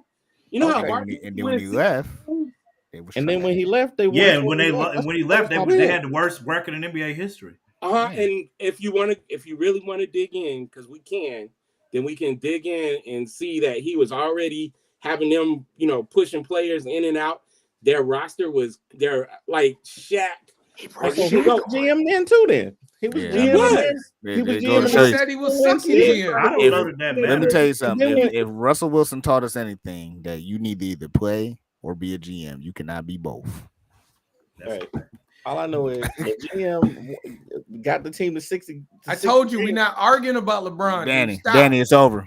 I'm not. Ladies and gentlemen, boys and We're girls, not doing top it. 5 I'm just R&B saying, groups 60 on to the Top list. 5 R&B group. Man, y'all Ladies spent and y'all gentlemen. spent the whole 20 minutes talking about LeBron, and then Yeah, when I come back, ain't my fault you was in the car. talked You about late. KD. That ain't man. right. We We talking really talking about KD. Hey, my fault you was in the car. We was talking. I had to drive You home. made your thoughts heard. We heard you. We heard you. All right, ladies and gentlemen, boys We and know girls. you wanted it to is talk 9 about o'clock that Eastern shirt you have time. on, It is Danny. time for the top 5 live. Yeah, until I get my milestone shirt, that's what I'm gonna be wearing. How about Exactly. that? Until I Give get me that that milestone hoodie. Games 2 years in a row. I know. I'm waiting for a milestone hoodie Hey, too. sorry. So I'm just saying. Until I get me a milestone hoodie, this is gonna be If you this. want a real hoodie, I'm gonna be you go to purple though. I need a afrofit.com purple to one. get If you they, an afro. Hey, I'm use about to drop this image on Danny tomorrow could use for a his black purple for one. his rose, his black rose thing. this list is about to be. And he gonna want to put it on. He gonna want to put it on the t-shirt. See, Danny don't never want to hire me, but that's okay. I appreciate Let's it. get- I ain't paying. He ain't paying me. This is Oh, yeah, this that's is right. this is done out of friendship. Let's get this list done, bro. just make it happen. Kev. Don't worry about it. Yeah. Let's get this list done, bro. Let's get this list going. This is definitely about. That's to be hey, it's all right, man. Listen, Danny, I've been selling Danny's books. I've been making money, so we work it out. We working it out. We working it Danny, out. top Hey, 5 R&B hey, groups. Number 5 is LeBron and the Sprite commercial. I'm about to send you some more. I'm about to send you some more books too. I don't need one book. No more books, Danny. Oh, Look, snap. it's hard enough selling my own books. I be saying my whole book thing, and then somebody see his book. They be like, "What's this?" I be like, Hey, dog. you be out there. You be out there at them shows, bro. I can't be out there, so somebody got to Listen, do it. man, you better Y'all get want out me to go first, ahead bro. and You go better first get and out get it there. out I'm trying to be like Greg. Who going first, bro? Y'all want me to Let go me first out and go there. ahead and get it out of the way, or what's up? Go ahead, Yeah, Danny. Go ahead, Danny. Immature. Matter of fact, no. Brandy and Can we be happy first and agree in alliance and then be mad? How about we do that? I'll go in the middle. I'll go. Nah, third. go ahead. Right. Go ahead, Danny. Number 5, The Temptations. Oh, shit. Number 4, TLC. Number 3, Dirty Pop, In Sync. Number 2, The Jackson 5. Number 1. No. Stop. No, you're out. We said You're out. I thought Nope. it was R&B. No, Man. stop. Hey, if the Jackson 5 is R&B, if the Jackson 5 is R&B, Morgan, I gotta do it. no. Morgan, I gotta do it. Oh, no, no, bro. I can't. Oh I can't. no, I can't do it. Oh I can't no, do bro. it. No. Oh no, bro. No. Oh my god. We were just joking in the chat. Oh my god, bro. Y'all gonna tell me Gone ain't R&B? Dog, shut No. up. Gone ain't R&B? The moment he said dirty pop, I said, wait, what? Yo. Y'all gonna tell me Gone ain't R&B? Man, no, dog. Girlfriend's not R&B? Bro, man. Dude, come on now. It is rhythm and blues, not right wing and briskets, man. Come on, what album. you Hey, all right. Oh my god. All right, if any of y'all got the Jackson 5 on your list, I'm gonna say the same. What? How are you consent? Like, no. Don't feed into this nonsense, y'all. Why Don't is do NSYNC it, in no? Because see, I don't get a chance to do this. Why is NSYNC in the middle of your damn list in the first place? Yo, he got NSYNC over TLC. You got NSYNC over TLC. You know what? Oh you know my what? god. You know, I need a drink. We're gonna see you walking the streets like Franklin Saint for doing this nonsense right here. Hey yo, I'm free. Hey yo, My turn. For real, yo. This is straight Franklin Saint behavior, bro. Like man. You broke the show. I just want you to know you broke the show. This dude put NSYNC over TLC, bro. On was a He huge put NSYNC on the list. Dog, on the list. It ends on there. the list. Top three. Top three. Oh my god. R&B groups of all time. Danny made a thing of fried chicken, and instead of putting blue cheese with it, he put mayonnaise. Like, how can you do that to TLC and the Temptations? That's disrespectful. Listen, our ancestors are rolling over. This can't top. Right disrespectful. This does not top. Michael Jackson had a hot 10, but it might be number two. That's top 3. It might be number 2 now. This is the non-Tyson movie. Michael Jackson having a top. Mike Tyson's definitely there. So Mike Tyson's there. Yeah, you're right. Mike Tyson's in the top 3. That's the 3 right there. Actually, that's the 3. That's the 3. NSYNC is the top 5 R&B group of all time. I said it. I don't care what y'all say. We know you don't care. He said it again too. We know you don't care. That's right. Say with your chest, bro. Danny, say with your chest, bro. Danny, I'm gonna tell you something right now. You're gonna be on your way to unlock that store one day. You're gonna hear Nuck If You Buck in the background. I suggest you look over your shoulder for saying some goofy mess like this. I promise you. Oh boy. Wait. Time out. So Danny, you think NSYNC is better than Drew? No, he's Jodeci? Drew Hill. You think it's better than Destiny's Jagged Child? Edge, Destiny's Did you say Child? favorite? I thought y'all said greatest. Y'all didn't say favorites, right? Nigga, did you Hey, did he? Jodeci don't got In Vogue, Justin, 112. I'm with you. Let me tell you something. We 90 episodes deep. Jodeci I'm not saying I caught them all, but you know you made Javon mad when he about to drop a nigga on you. Jodeci don't got a I be trying not to say it, and then it just. I am flabbergasted right now. Bro. Flabbergasted. I'm sorry. Honestly, I would have rather you put immature. Like, really, I would have rather you put immature. Like, we were joking, Danny. Like, you could have put B2K. You could have put B2K. You could have put 3LW, and it would have been better than NSYNC. Like, hey, I have a sneaky suspicion that when we were joking about it in the chat, Danny was actually taking those recommendations. I'm surprised you don't have Backstreet Boys up here. I really am. If you got NSYNC on here and don't have Backstreet Boys, it's almost disrespect. Danny was in the chat. He said, I'm like, gonna get him next week. Danny was like, I won last week, so I'm gonna throw this one away. I'm gonna throw this W away this week. Real quick, cut. I'm about to get this dirt You off took my a dive shoulder right there, man. Heck will never believe this one. I can't dominate too hard. That man threw a attempted to throw a grenade and dropped the grenade and threw the Shaq taking a 3-point shot from the half court line. Like, just don't do confidently it. Too. Confidently. I'm talking about shot that joint and turned around like Steph. Shot that joint and turned around. Yo, real talk. You could have put the 5 heartbeats, and it would have been better off. It would have. They had just fine. Oh my god! Somebody else give a list so we can wash our mouths off. I don't even know if I can do the Rick James cover band could have went over there. Greg, go. Greg, I'm asking you as a friend. I'll do it. I couldn't. It's hard for me to do a specific order, so I'm just gonna take the top 5. Okay, okay, hold on, Greg. Before you start, is NSYNC or Backstreet Boys in the middle of this list? Look at my face, man. I'm just listen. Hey, Kev, I am black. Greg went like this. Oh man, I am black. Daddy, I love you so much. That's how I'm gonna tell you something right now. Before Greg get to his list, Danny slow danced to that with his wife, and that's the only reason NSYNC is number 3. It's gotta be Danny. Was that your wedding song, dude? Was that your wedding song? That was on the wedding playlist, Danny.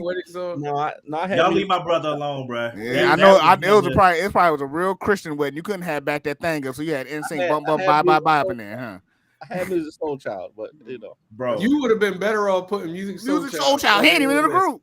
I don't even care. We would have been. You could have put a Tyson movie on there. You could have put Brandy and Monica. If you just said Brandy and Monica, I would have been like, okay, fine. God Almighty, that was crazy. Daddy just broke the whole. That was crazy. Hey, that's why I went first. Somebody go. Good job, Greg. I'm begging somebody. Go ahead. Danny, that's enough. We get it. Go ahead, Greg. Go ahead, man. Good job, Danny. My God. All right, I'm gonna try to be quick, but first I gotta say, like, my RIPs to the Commodores, who, if Lionel Richie doesn't leave, then they're pushing, for the top 5. I would have made fun of you then. The Supremes, the Prototype. Okay. But these aren't on my list. Man, just say your list. Just say your list. Yeah, man. Come on. We do the runners. You can do the honorable mentions afterwards. We all do the honorable mentions. All right. I got the Isley Brothers. Number 5. Okay. Yeah, he said no order, but there's not no order, right? Nah, you can't. Listen, man, come on. Okay, if you want to do it order wise, Isley Brothers, the Jackson 5. What's so funny? I'm not gonna say NSYNC, I promise. No, I'm laughing at just. Section chocolate. Could have had section chocolate. You would have been better off. Section chocolate. All right, so I got the Isley Brothers, and then who was the Jackson 5. And then it was really hard, man, but I put Boyz II Men 3.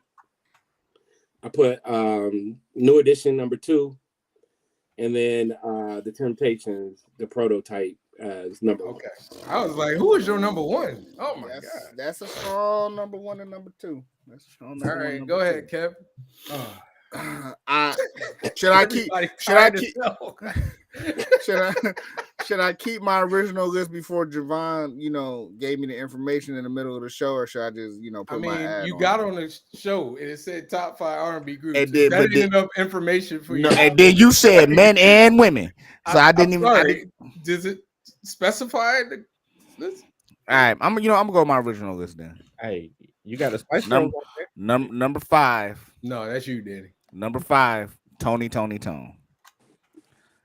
Number 4, Drew Hill. Number 3, Jodeci. Number 2, Boys to Men. And number 1, New Edition. Okay. I'll tell you, I might left out. Obviously, number 5 was originally TLC, but you know. All right, I'll go. Who was number 1? New Edition. Okay. All right. Morgan. Number 5. Number 5. I'm gonna go with the Temptations. Number 4, the Isley Brothers. Number 3, Boys to Men. Number 2, Jackson 5. Number 1, New Edition. All right, hold on. Look at Morgan. He Isley Brothers. Morgan doing this Number list 3. right now. What was number 3? Get my list on my phone. Shut up. What I hate y'all niggas, man. What is number 3, man? Y'all know I gotta fight Morgan had to Boys see everybody to else's Men, list so man. he know what to do. Nigga, what are you talking about? My list been up here. Morgan ain't do no research. What is number 3, bro? What is number 3? Morgan had to see 3 lists, so he said, yeah, I know I'm gonna get them now. Y'all niggas retarded. What is number 3? Morgan, I got it. It's in the chat, man. It's in the God chat. almighty, man. Y'all know I type these joints in every week. Y'all, I struggle with the OJs, man. I was really trying. I couldn't though. y'all be coming up with this. Morgan, Soul to soul. yeah, he said Morgan had PM Dawn on his list. Hey, yo. Morgan had Milli Vanilli on the number 5, man. Go ahead, Morgan. All right. Number 5. Say you had I'll do CNC them and then I'll Music type it. Factory. I'll do them and then I'll type it. Number 5, TLC. Number 4, Boys to Men. Number 3, Jackson 5. Number 2, New Edition. Number 1, the Isley Brothers. I'll type it in now. Maybe because we still in sync fatigue, but we're gonna talk about this Isley Brothers over the New Edition. We understand it. We get it. But Who put that was Greg, you put Isley Brothers over New Edition, right? No, Morgan did. I Wait, who was your number 1, Greg? Temptations. He said Prototype, which is like that's a good argument. I don't have a problem with the Isley Brothers being high, but like for me, New Edition not only was like the modern prototype, like Temptations was the prototype, but New Edition was the modern prototype. And on top of that, they were so talented, they all split and did amazing stuff and came back. Yeah, and you can't have bangers. You can't dismiss the fact that like they incorporated hip hop like early on, like before people were even mixing the two. So it was like this is a hip hop R&B group, pretty much. Absolutely. You know what I mean? And, like my only thing with them is like when you like if you want to compare them to the Isley Brothers, that's why it was so hard for me to put them in numbers. Like the Isley Brothers' career has spanned so like a half more than 40 years, bro. Yeah, and then like they still okay with music making. We saw them against Earth, Wind, and Fire in the verses. And they mashed them. They mashed them too. Oh man, he's stupid, man. Mister. Telling you, he had Sons of Funks on there before he changed it. Yeah, you stupid. It was hard for me to put like a female group because I was trying to figure out what female group I could put in front of the people that I had on my list. Right. Yeah. And I just couldn't put TLC above the Temptations. I couldn't put them over Boys to Men. I couldn't put them over the Isley Brothers. I definitely couldn't put them over the Jackson 5. Did y'all see that? I just couldn't do it. Yeah, I think the Supremes, like I thought I spent a lot of time thinking about the Supremes today because like they were the prototype, like girl group for I agree for forever. Oh yeah. And so it was like that's a good song, Just. And they said an incredible amount of records too. Yeah. So it was like them, but then TLC was like such a juggernaut. TLC had to go on mine, bro, because they were it's similar to the New Edition argument that y'all were making. Like for modern age for the modern age, TLC changed the game in so many ways that it was insane. Like their mark on R&B and the culture is. But that's why I couldn't put I couldn't put them over the Temptations, because when you look at the Temptations, hurry up, mute him before he gets his question. All right, go ahead, man. I want to ask An's question. NSYNC is a pop group. Is that the answer to your question? No, listen. So you're telling me that No Scrubs is R&B, but Gone isn't? We didn't say that. This ain't the argument, Danny. This ain't the argument, Danny. The problem is that you have NSYNC on your list at all. That is the problem. No. I got you. So there's a difference between Gone is an R&B. No. Gone is an R&B song. Absolutely an R&B song. But it's one song on a whole CD that's pop. You can put NSYNC on your list. It's fine. It's too late now. But comparing them to these other, but they're a pop group though. Like, do you consider Backstreet Boys an R&B group? TLC is not a pop group. No, they're R&B. No. They're R&B. They're an R&B group that dabbles just like New Edition. Like New Edition. New Edition did both. Just like everybody on the list, like everybody's name crossed over. Hey, when we just talking about this, somebody gonna put Silk in their list. I told you somebody's gonna put Silk in their list. Who is that? Is it a Facebook user? I wouldn't put my name in there either. It might be my boy Derek, bro.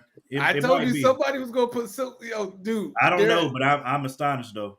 I tried to tell you. Here's the thing: like NSYNC they're a pop group, dude. Like they're pop, just like Backstreet Boys, just like Britney Spears. Britney Spears can sing R&B music, but she's still a pop singer. Christina Aguilera can sing R&B music, but she's a pop singer. I mean, like Usher is an R&B singer who crossed over and is he's a popular music act, but his music is R&B consistently. So you mean like somebody play the organs or the content of the song is what you mean? You can't tell the difference between a pop song and an R&B song? Not if you're saying No Scrubs is R&B. Again, you can't tell. Why is No Scrubs not R&B? Answer that, Daniel. To me, it sounds like a pop song. No Scrubs sounds like a. It would be. I don't wanna. See how you singing that R&B tune? You see how that soul. You see how that soul. You see how that soul. Soul that came out of you. Came out of your soul. Yeah. How is that any different than nothing I'm gonna say? Boy, you sound like you auditioning for a tire commercial. I just told you though. If y'all say so. No, I'm listen to me. Well, you can be a pop. If you want them to be, I'm sure they've won a lot of BET awards and stuff. Tearing up my heart when I'm with you. And I don't know the words. I don't want to pepper spray. No, you know the words. We are alive. I feel it too. That's not R&B. That's not R&B. All right, man. Listen, man. Hold on to the dream. You could have. You should have put Backstreet Boys up there too. Nah, you can't put Backstreet Boys over in or New Kids on the Block. You should have put New Kids on the Block up there. New Kids on the Block to me is a pop group. Or Milli Vanilli. Wait a minute. Hold on. New Kids on the Block is a pop group, but not NSYNC, is it? Maybe I don't know their songs, but what is NSYNC's most famous song? Bye Bye Bye. Is that pop or R&B? Song it's R&B. They're literally saying, "Yo, bye bye." It's a breakup song. Bye Bye Bye is a breakup song. That is the worst. Bye Bye. Hold on. No. Excuse me. Bye Bye Bye is a pop song. The R&B is rhythm and blues, not rights and badges. Did you just say that? Is hold on. The actual lyrics in the song is, "What's the deal with this pop life and what's it all about?" That's literally what he says, bro.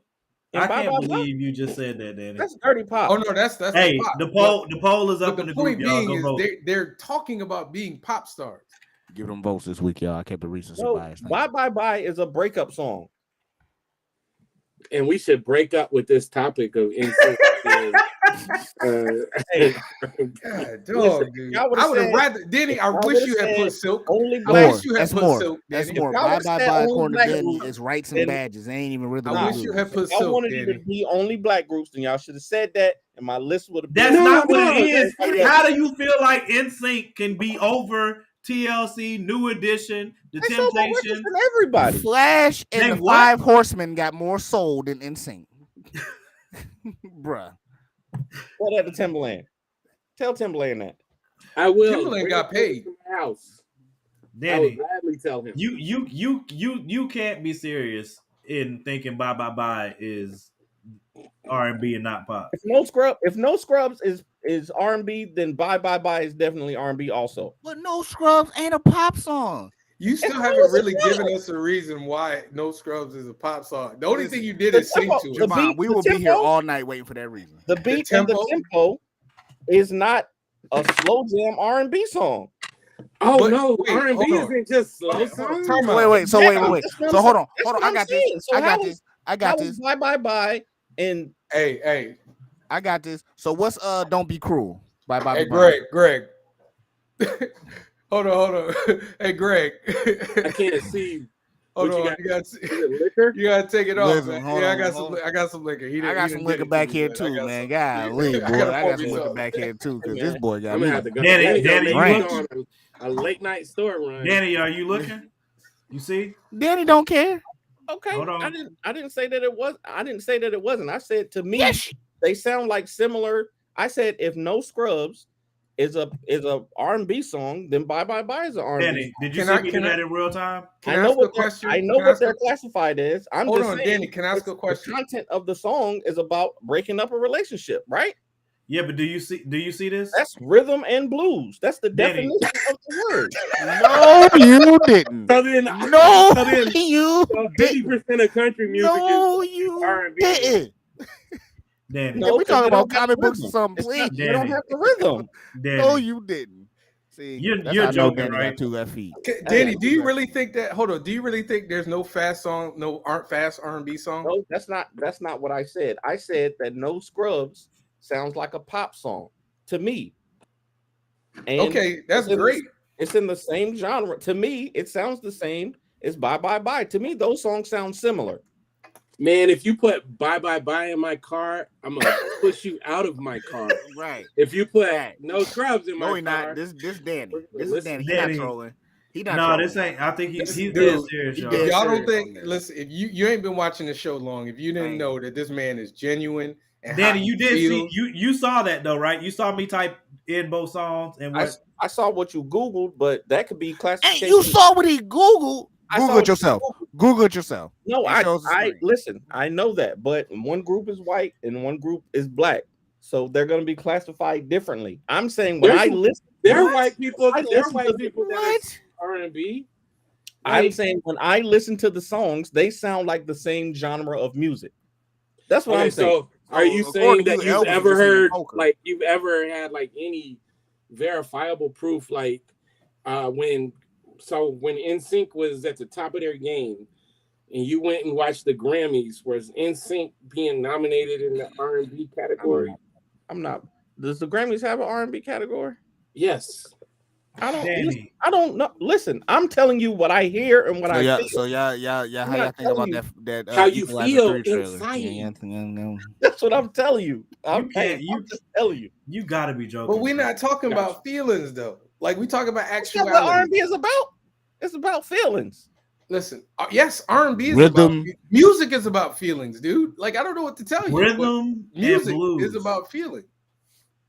Not rights But and that's not not- rights Hey, and that's violence. not- Jamari that's made a not good what point. classifies- John B is R&B, dude. That's John a B's white dude. R&B. Yeah. John Uh, B, one of the He half whitest absolutely people is. we know. He absolutely is. Jesus. All right,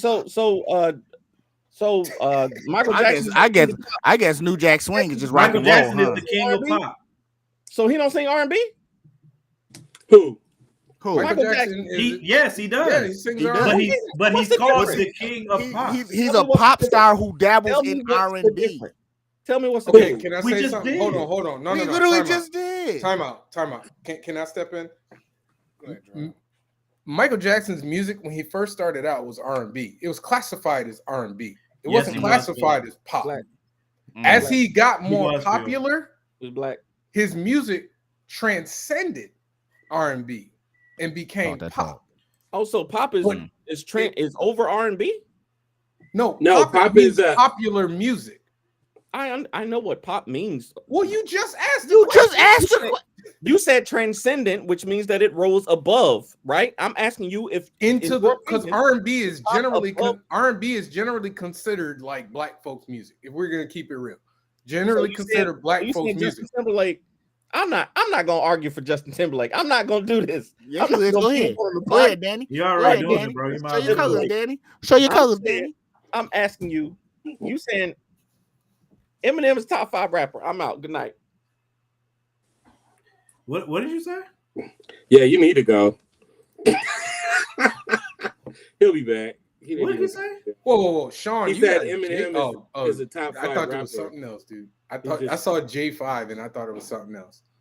I swear there was another group called J5 or something. No, it was B5. It was B5. B5, that's the group. Yeah. I saw it and I thought of that real quick. I was like, B5. Danny could have put the iteration of the Jacksons when there was 7 of them, and that would have been better. Jesus Christ. Like, I love my brother. I really would have rather immature or that. I was like, what was Michael Jackson nephews called? What were they called? JT5, 3T. Yeah, I would rather you put 3T. You could put 3T. You could put. There's so many other choices. We about to start naming Shy. Shy. I would have been like, okay, cool. Shy. Menudo. You could have put Menudo. Right. Yeah, he said Menudo. Milli Vanilli. Jamar made a good point. Usher is the modern version of that. Usher did R&B music until his music crossed over. Yeah. I mean, the thing about pop music is you can't control what's gonna, like get picked up by the white radio stations, the white, video stations, all that. You can't control it. It literally, like, I don't use the word transcend just because it makes it sound like you're moving to like a higher level, but it's like it's an exposure, like your exposure level is different, right? So like pop music, like there's different ways to define it. So I can see how it could be a little bit cloudy. But my thing was like, if he would have said like the John B, where it's like this dude is clearly making R&B music, but I don't know. When NSYNC and them came out, I just wanted to slap people. Like that music was not resonating. And I went to kind of add. I like Gone to add on to Javon's point and kind of like tag on to what Greg is saying. When you transcend R&B into pop, it's not it is necessarily the music, but it's mostly the person. Like Javon said, Michael was R&B until his music was just so popular, it was categorized as pop at one point. Right, but when they were in the studio, they were making R&B songs. Right, he was making New Jack Swing songs in the 90s. Like there's a sound to pop. But yeah, man, it's gonna get the ladies in there, hit it. There's a sound to pop music. So I can understand why he thinks in his head that they sound similar, No Scrubs and Bye Bye Bye. You're a good friend, Morgan. They don't. Yeah, you real good, bro. I look. I'm being honest. I can understand where he's coming from, though I don't agree. You know what I'm saying? But I can understand where he's coming from. You know what I mean? Like I think they don't sound alike to me. There's clear singing on one, and I need a drink. What about all the songs? So the groups that could not make our list.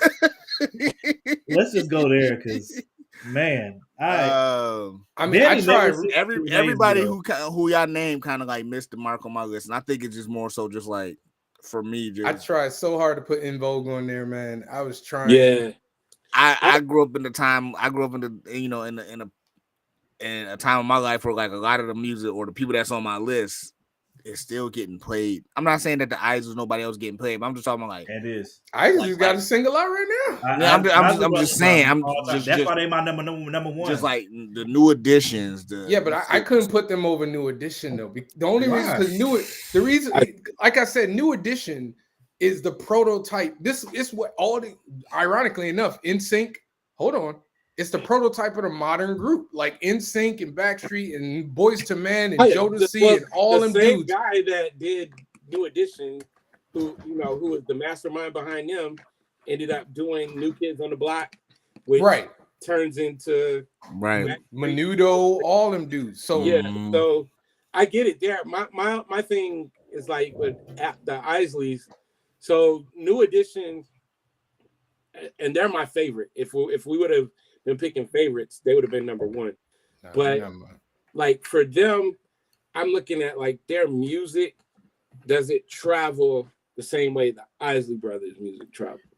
New Edition music don't travel. Not like so. I'm talking about the Isley Brothers got songs that people know. I'm gonna be back here, but they didn't know that the Isley Brothers made the song. Like, I mean, making music since the 50s. Yeah, you know what I'm saying? Like, but we gonna act like Candy Girl ain't played like now. We gonna act like Poison. We not gonna act like the Telephone Man. He said travels. He said travel. New Edition's music.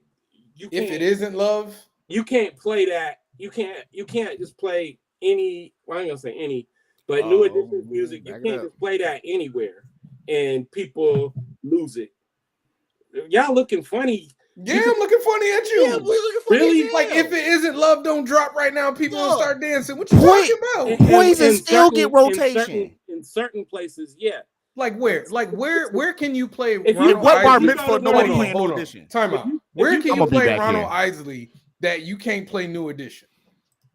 Are you serious? I'm actually very serious. Dude, you can go to any black cookout and play both. People that were making music 3 generations before New Edition. I didn't say that they weren't making music. If you play the Isleys for my mama versus if you play New Edition, you don't think you can play that? You can't play New Edition for your mama. It's not gonna hit the same as. It's not gonna hit the same as the Isley Brothers. But she still like it. But that's not as much. Just Greg's point. Yeah, but okay, I get you. I got you. I can play. You could play New Edition for people like the generation that's now. That's it, right there. What Jamari said. Sorry to cut you off. New Edition music is black. Let's not act like Ronald Isley. Like the Isley Brothers are black famous too, people. Just like you said. I'm gonna tell you why. I'm gonna tell you why they black famous. Because you just said you could play music for people and they don't know that the Isley Brothers did it until you tell them.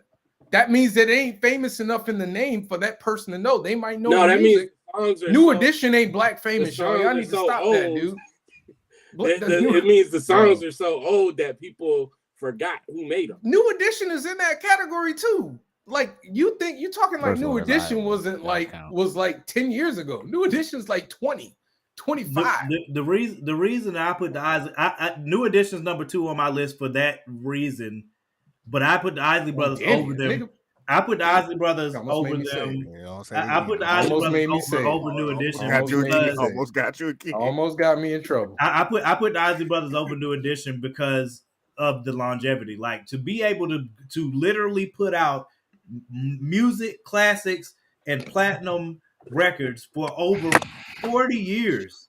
Right. I'm giving to him. Can I say something? And then we don't even need to talk about Scrub Earth, Wind and Fire. Can I say something? Huh? Can I say an actual question or a statement? Is it the Isley Brothers or is it Ronald Isley? No, it's Isley Brothers. Ronald Isley by himself with Kells just being keeping it a band. Because the music that they were making, that wasn't Ronald. What's the biggest song? Okay, I know we're talking about the Isley Brothers, but what's the biggest song in the Gap Band library? In the Gap Band? The Gap Band library. What's the biggest song? What, Outstanding? Outstanding. Charlie Wilson can sing. That's not y'all. Listen, man. Y'all. I'm making. No, not you, Kevin. Eddie. I'm making a statement that is some fact like man, like it's powerful as the Isley Brother is, man. It's like it's only as powerful as Ronald Go. Have we not seen that? Bro. Have we not seen that? That's not my argument. No. I can't. I can't. I'm not gonna piggyback on like, that. Nah, you ain't got. But I disagree. I disagree that you can't play New Edition. You can play New Edition around white folks, and they'll at least know one or two of the songs. Some white folks, not all white. Just like not all white folks don't know about the Isley Brothers. Why we acting like? Come on now, y'all gotta stop, man. I gotta stop, dude. I gotta stop, man. Bro. I don't know what to tell you. I wish we could do this in real life. Just roll up to somebody and be like, play that. And you just play both songs. And they could be like, okay, I heard that one before. Like, I honestly would say that the I mean, Ronald Isley had the longer career. Absolutely, I'm not gonna argue with you on that. 100%. But if we There's gonna nobody talk touching like, him on that. if we ain't gonna say that New Edition is black famous and the Isley brothers ain't black famous. Yeah, Like the Isley brothers are black famous too. I don't know. White folk don't know the name Isley brothers until you tell them. I don't know about that, Javon. And New Edition too. Listen, man. Okay, so because this was another thing that I wanted to. Eddie, stop. You ain't test this. And I love New Edition. I'm that for clicks right now. Eddie, you lying. You tested this. I love New Edition, but you testing? Isley brothers are more talented. Like we just got to be honest. Like New Edition have multiple people that. Well, one is a band and the other one is a group. Right. So I'm saying like Ernie, Ernie Isley. But they don't know it's the Isley brothers. His guitar riffs. It's like he's a game changer in like the guitar playing business. Like this is real. You know what I'm saying? Like that's fine. They created. I agree with you. New Edition basically showed up, and Ralph sang all the parts. And they ain't create no sound either. That everybody ain't been. Them kids, the kids didn't. The producers and the people that made their music and wrote their music did, but they didn't. I think the reason Isley Brothers is number one on my list is because their catalog can't be matched, their longevity can't be matched, their talent is. The Temptations catalog is just as long as the Isley Brothers, dude. Go check. Their career ain't. Their career. Well, that's the difference, though. But so you mean to so what we saying? We can't play no Temptation in the crowded room, and don't nobody know not a Temptation song. Nobody. Temptations more famous. More famous. What I'm saying is the Isley Brothers. That's why catalog. I put the Temptations number one. If I was talking catalog, like if the Temptations were here, right, and let's say there was a versus battle for the Isley Brothers versus the Temptations, I'm taking the Isley Brothers, just like I took Isley Brothers for Earth, Wind, and Fire. That's a different argument for a different day, bro. It's not. Yes, it is. Yes, it is, Morgan. That's a different argument for a different day. Why? You talking about the Temptations that got to dig in a bag versus the Isley Brothers with just like hits on top of hits. That was my entire point. Nobody is saying that, but what I'm saying is to Javon's point and to like whatever Greg is saying, we're not about to sit here and act like we have never been to a black barbecue and heard both the Isleys or New Edition. And we talk about like you can turn on the TV. They like the Isley Brothers music is in commercials, like it's everywhere. So is New Edition. Which ones? Which one? If it isn't love, if it isn't love, or Can You Stand the Rain is their biggest radio spins, and even if you go down to their splinter groups got bigger hits than what they got, bruh. Poison.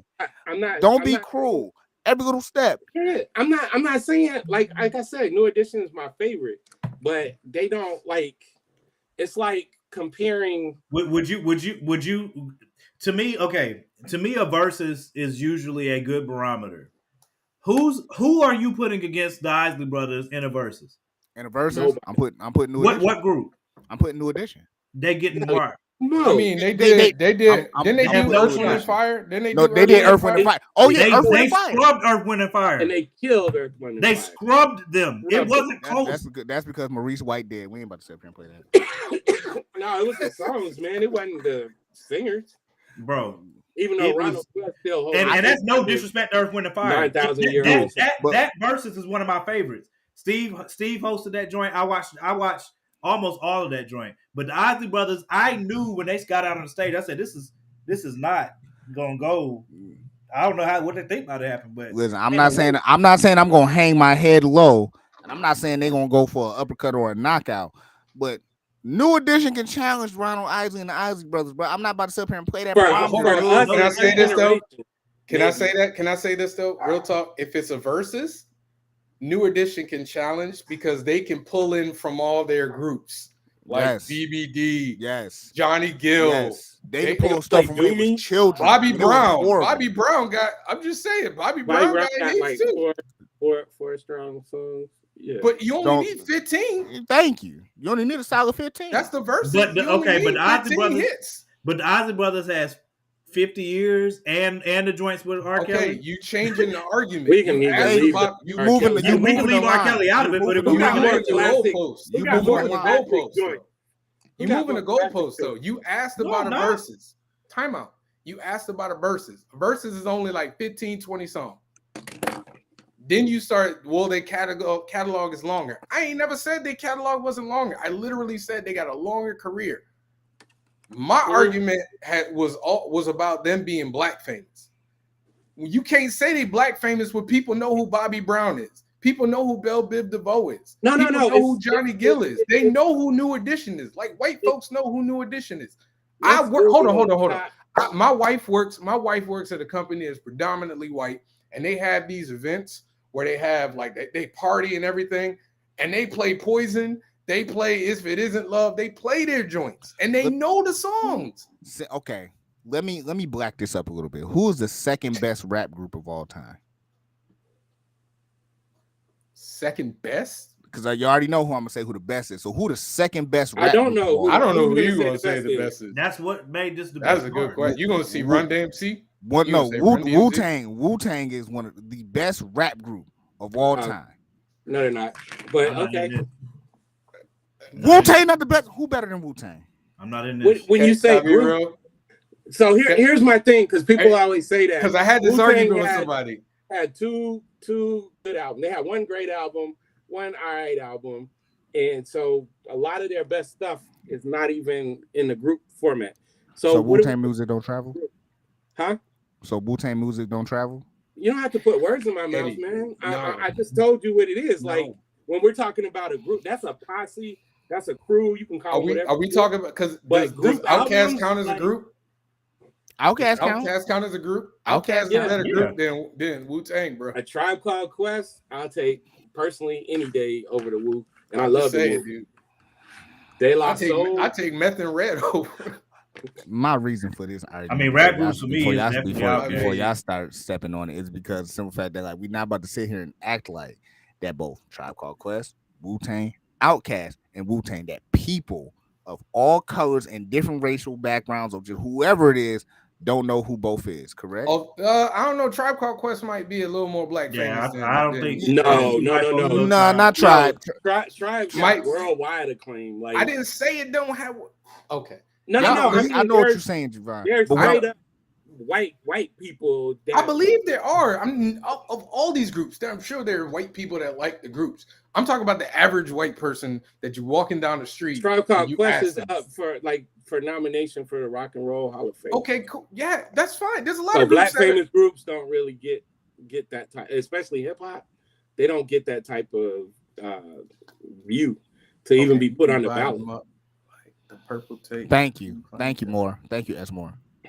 Yeah, you can divide them up, but under the Wu-Tang Clan, it's 1.5 good albums. Don't do it. It is. I'm not in it. I'm staying out of that one. Say a long time ago. I'm gonna let Greg take that one. I'm out of that. Greg got that. I just said Outkast is a better group. I ain't got nothing to contribute to that. All I'm saying is the main argument was that if you play New Edition one place, either people not gonna know who the Isley Brothers is, or if you play Isley Brothers, people not gonna know who New Edition is. People gonna know who. We know overall it's gonna be generational. I think we can all agree on that, right? So New Edition, it's not like my grandmother might not know some New Edition songs. My mom might not know some New Edition songs.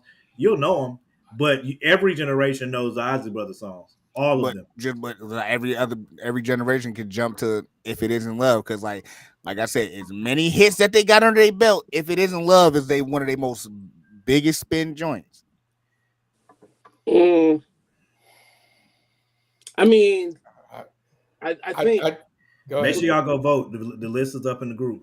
Please vote for me. I need them W's. No, don't vote. Yeah, I mean, like I hear you, and I like looking at it from my lens. Yeah, nobody's bigger than New Edition. For the time that they came out, where I was as a human, all of that. But when you're looking at the overall span, like there's so many hip hop groups that have sampled the Isley Brothers. There's so many movies that have used Isley Brothers songs, commercials. Like their biggest songs are literally timeless. Like literally, that joint came out in the '60s, and that Between the Sheets is still. It literally leaves my baby making music playlist. Absolutely, no, I'm not arguing that at all. Absolutely. Footsteps in the Dark, Journey to Atlantis. Journey to Atlantis, I will play that, and man, there will never be a time I don't play that song. They have. Let's go Hawks. Oh man. Anyway, I'm about to go listen to them now. Well, for me, it's not about who has more hits. When you say black famous, like I'll tell you, like I didn't say that, like, by the way. I know, but like Jodeci is black famous. Facts. Like Jodeci is black famous. Like I mean, I know we don't like to, but you know, most people outside of black people can probably name one Jodeci song if they tried hard.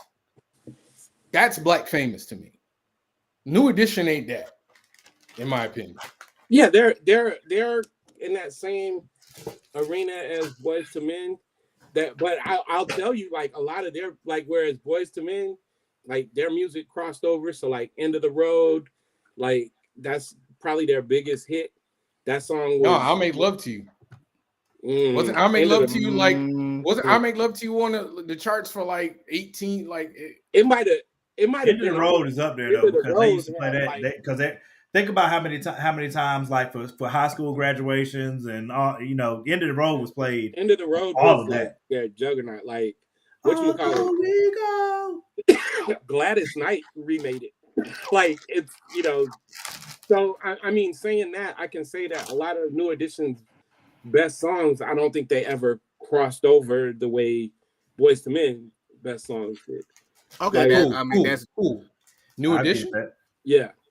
No, I mean because they were a juggernaut, like you said. They were literally a juggernaut. But wait a minute, hold on. Can I say this? Because wait a minute. Because if that's the case, isn't Boys to Men a splinter from New Edition because Michael Bivins discovered them? Not really a splinter. They were influenced by New Edition. I wouldn't say yeah. They're not a splinter though. He just like that was his label. That was under his label. Okay, I just want because I'm about to say they were just influenced by New Edition. Okay. Well, Michael, you know, did a lot. Michael Bivins, you know, did a lot in the beginning, but you can honestly say that who was it? Babyface, Dallas Austin, they were the ones making them hits. Okay. Like they were the ones writing and producing those hits. Very, very fair. Very fair. I can't argue that. But that's what I mean. I don't know, man. It's just interesting. Like I'm trying to figure out like as much like they're more well known. I would say they're probably more famous than New Edition, but New Edition had more influence. That makes sense. Yeah, New Edition. Oh yeah, okay, So, okay, yeah. The thing, and I know I'm always talking about how old I am, but like they weren't playing rap on like hardly any station, even like black stations weren't really playing rap. And so New Edition came out with Candy Girl, and they did their little line, and that shit was like magic for I don't know, maybe I was 8 at the time or whatever, but it was like these young kids and they coming out and they rapping a little bit.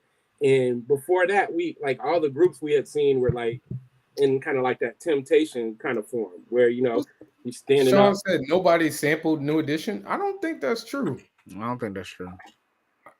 When you say sample, what you mean? Because I guess he going to the argument that kind of like Greg and Morgan was making a little bit earlier about like Isley Brothers music has traveled because of the samples that they had. You know, but I mean, Boyz II Men did "Can You Stand the Rain?" What's the other song? Well, that's so just to clarify, it's not a sample. I know it's not a sample, but versus. But I don't think that's. I mean, if you really look at it, in the '80s. A lot of that mid '80s music, the synth pop, you know, like the synthesizers and like some of the stuff. Like people, like when I was making music, I wasn't like, yo, let me get some of that '80s stuff to sample. You know, the rich stuff was like the '60s, the '70s. It was OJ's, Isleys, and James Brown. James Brown, the Jacksons, like all of them. So I mean, but again, like New Edition. Game changer. I feel like somebody said it. Sean, I think, said they didn't really get their crossover exposure until they split up. And I can give you that. Like they did what Earth Angel on the Karate Kid, the second Karate Kid movie. and that was kind of like a little bit of a crossover thing. They were like, we loved them, but they didn't like spill over the way, like Bobby did when he on his second album, because Bobby's first album was quite forgettable. First album or his second album? No, his first album was forgettable. His only hot song on there was "Girlfriend." I Need a Girlfriend, yeah. And then that second one, and again, who's Don't Be Cruel with? Babyface, Babyface, Teddy Riley, and they had Jimmy Jam and Terry Lewis too. I mean, for all these, the one thing I will say that the Isley Brothers was the Isley Brothers. Fact. Like that was them making the music. Most of the other groups lost to the Hawks. Yeah, they lost. Trey Young hit a big 3. As soon as I seen Javon shaking his head, I said, "Damn." I mean, I don't know what you want. The only way they were going to win was if Trey Young had a phenomenal game. Facts. And he had a phenomenal game. I mean, he hit him in the eye. But can they do it 2 more times? I don't know. King of Stage was trash, and the only song on there that was hot was "Girlfriend." Come on now, we ain't about to play this game. "Don't Be Cruel" was a banger for a reason. Yeah, that first album was like a bomb. Like, remember, people was like, "Yo, he didn't need to go." Yeah, he need to go back and crawl back and get that job back. Ralph was mad because he took his whole thing. He was like, "I was going to do that." Yeah. But wait a minute. If we talking about, I guess I don't want to say songs that travel because that's a bad argument against the Isley Brothers. What about Guy? Do Guy got travel weight? Guy got one album, dude. From the standpoint that they like Teddy created a whole subgenre of music, I would say it has to travel to an extent, right? Because there's so much of that music that is like remnants, like it's in other people's music. You know what I'm saying? By the way, all this just proves that Babyface is the man. I just want to point out Babyface is the greatest, to me, greatest songwriter, producer ever. Better than Steve. What'd you say? Nothing. What'd you say? I said besides man, if you don't shut up. I've never told you to shut up, Greg, but besides so he better than Prince. You on one tonight, Javon. Prince is an amazing songwriter, but the breadth producer and the breadth of Babyface's catalog to me is way bigger and better than Prince. I didn't say he didn't. I didn't say he did. You do the same thing Morgan do. If I say X, you say don't say that. Well, Y doesn't have it too. I'm saying that Babyface. I know, but I'm saying you can put Prince's catalog. Prince got a catalog, bro. You can put Prince up against Babyface. I'm not saying Babyface. You could definitely that's like an avalanche. That's like an avalanche, though. No, it's a Rocky. It's Rocky Apollo, Rocky 2, bro. It is not an avalanche. I don't know, man. I don't know. Actually, it's out. We need to find 2 dainty men that fight. Or no, okay, better yet, no. Okay. What? It's Prince we talking about, bro. Like what are you talking about? Prince used to have sessions where they just play all freaking night. I didn't say that Prince wasn't a great producer.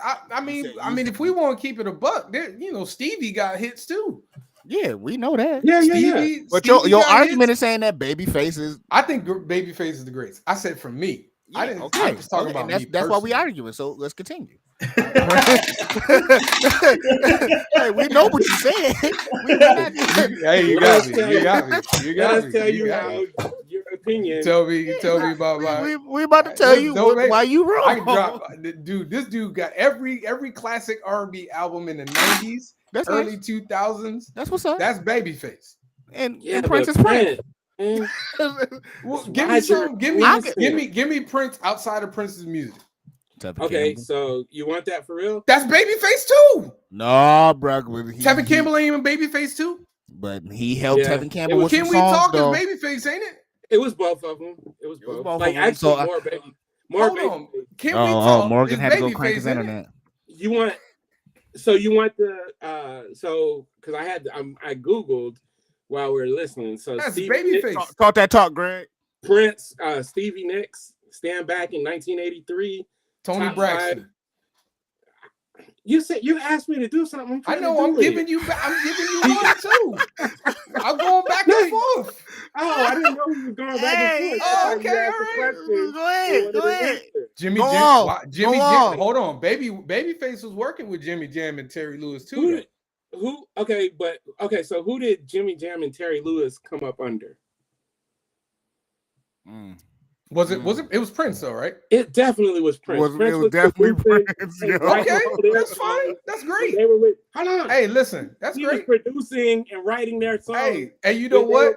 He He did a great job teaching them because they came out with some bangers. Man, there's a lot of people that came up with Babyface too. More than the time. That don't count though. You can't put Jimmy Jam and Terry Lewis's catalog under Prince just because they work with Prince. Get the hell out of here, man. You got splinters. They splinters. To use Kevin. Get the hell out of here. No, They we ain't doing splinters. that. You got Sheila We ain't doing that. You did make the Splinter argument earlier now. I didn't make the Splinter argument. No, I know. I made the Splinter argument. Shaka Khan, I feel for you. Oh, we on the same list. We're on the same list. This whole soundtrack, sir. Sugar Wall. I'm hold on End of the Road. We just talked about End of the Road. We just the Bengals Manic Monday. We just talked about End of the Road. What you want? I got Babyface did the 2. I'll make love to you. I'm saying I can just go. Okay. Sinead O'Connor, nothing compares to you. Hold on. Y'all gonna make me wicked. You gonna make me wicked. Go ahead, Wiki. I want because we Tevin Campbell round and round. But can we talk though? Can we talk? Is a bigger hit than Round and Round? That's not the argument we making. It's not bigger than nothing. It's not bigger better song. It's not bigger than Nothing Compares to You. Talk, Greg. I mean, I'll make love. I mean, End of the Road is bigger and better. End of the Road is bigger than what? It's not bigger than Purple Rain. Again, you going outside. I mean, cool. We can go Purple Rain. Hold on. End of the Road was a bigger hit than Purple Rain. No, wait. Absolutely. No, go check it. No, I don't care what the like. You don't care about that stuff. They may have sold more records, but good for him. Then it's most successful. It's most successful. It's most successful. I mean, Purple Rain had a mediocre movie. What you want? It's a mediocre movie. It's okay. All right. Boys, the Man ain't got no movies. Babyface ain't got no movies. I mean, come on, Prince got 3 movies, man. Hey, Prince got 3 movies. You ain't heard of the other 2. Come on now. Man, what's it called? No, hold on. What's it called? Burberry Hat and Life in the Cloud of the Blue Sun. Hold on. What's the movie's called? But Prince, Babyface, don't be cruel. Every Little Step, Superwoman, It's No Crime. These are Grammy nominated songs, sir. Oh, all the songs I just gave you were nominated songs. He the one. When Can I See You Again? That's great. That one, sir. No, I just said the songs that I was giving you were nominated. I'm telling you, that one. I'll Make Love to You. 1. Yeah, he's great. You Mean the World to Me. 1. Hold on. We gotta pause. Sean said something crazy. If that's the case, you saying Vanilla Ice was better than Illmatic. Boy, somebody blocked this man. Where is Danny at? Because Danny probably would be like, that yes. Is the weirdest analogy. I think he's trying to say like sales. You know what I'm saying? Don't he doing sales? I mean, but in this case, yeah, sure. I mean, okay, but in this case, okay, if we talking sales, that means you basically saying, Sean, that if we talking sales, then MC Hammer, the greatest rapper to ever live. If we talking sales, I'm just saying, like, man, this dude wrote a song for Mama Bush. Like he wrote songs for When You Believe. So many people. Oh snap! Y'all still going? Jesus Christ! And I'm only hold on. Let's be honest. Like Babyface had like a nice little strong run. We ain't gonna act like he just ain't had a hit with old girl. What's the singer? Ella May just had a hit with her. That's on trash. That's on trash. That's on trash. Where's the you have a good night, Greg. You have a good I ain't about to kick him off. No, I'm just kick him off. But no, for real. Don't you dare. Don't you dare. Not the kickoff. Don't you dare. Don't you dare. It would be a Don't tough. you dare. What'd you say? Sorry. if Babyface and Prince banged heads, it would be tough. And oh no, it'd be tough. And I feel like Prince could take. I guess it depends on, what type of music you like or whatever. But Prince, like, Ooh, Ted Babyface, that always in my heart. Oh man, he getting moist.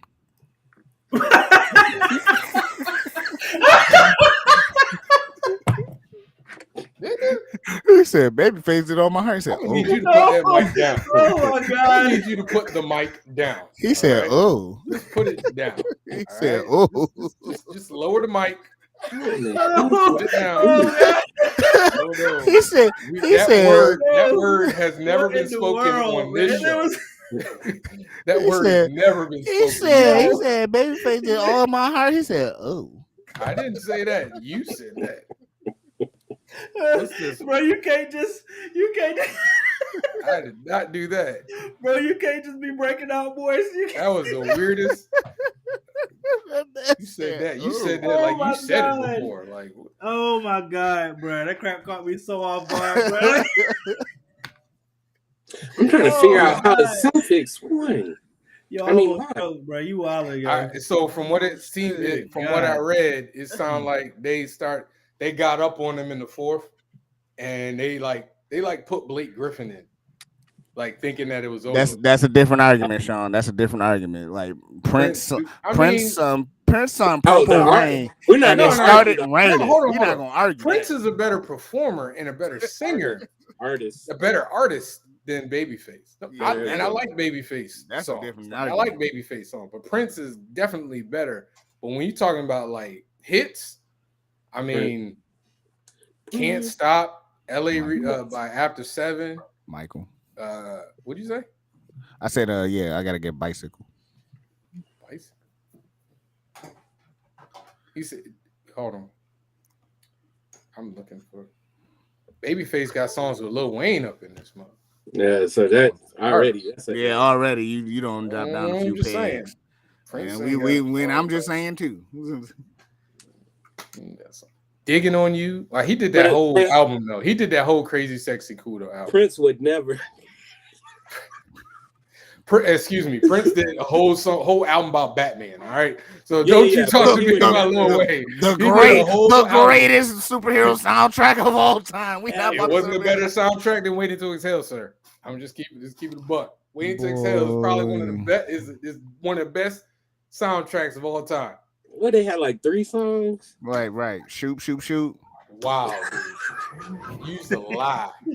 You was a lie. Hey, y'all mad spicy tonight, bro. Y'all lies mad spicy. you tell. Shoot. Still a banger. Still a hit. Party man. Y'all Party man. Y'all are mad spicy tonight, bro. Every little step. Yo, well, look, all right. Now. What? We need to pick a topic for this week anyway. Before I get off here, top 5 singers who left their groups and became famous.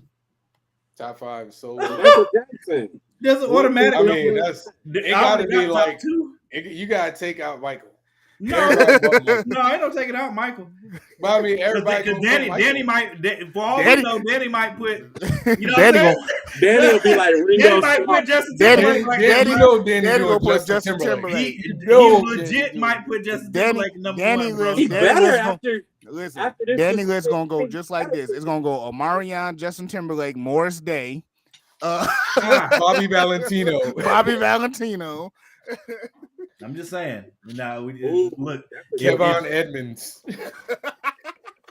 Yo, yeah. To me, if Michael Jackson's not number 1, I swear to God, I'm kicking you off. Whoever's on the show, if Greg and Kevin come back again, cool. I know they're not fool enough to not have Michael Jackson there, so that's good. I ain't Danny. I like being on the show.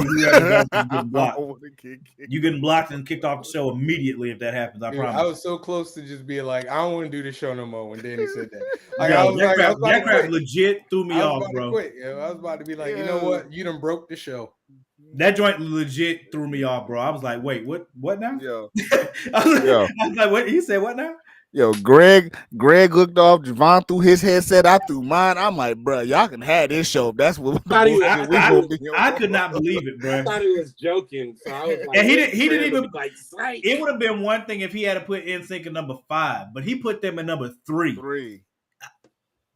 I was like, yo, you put NSYNC over TLC.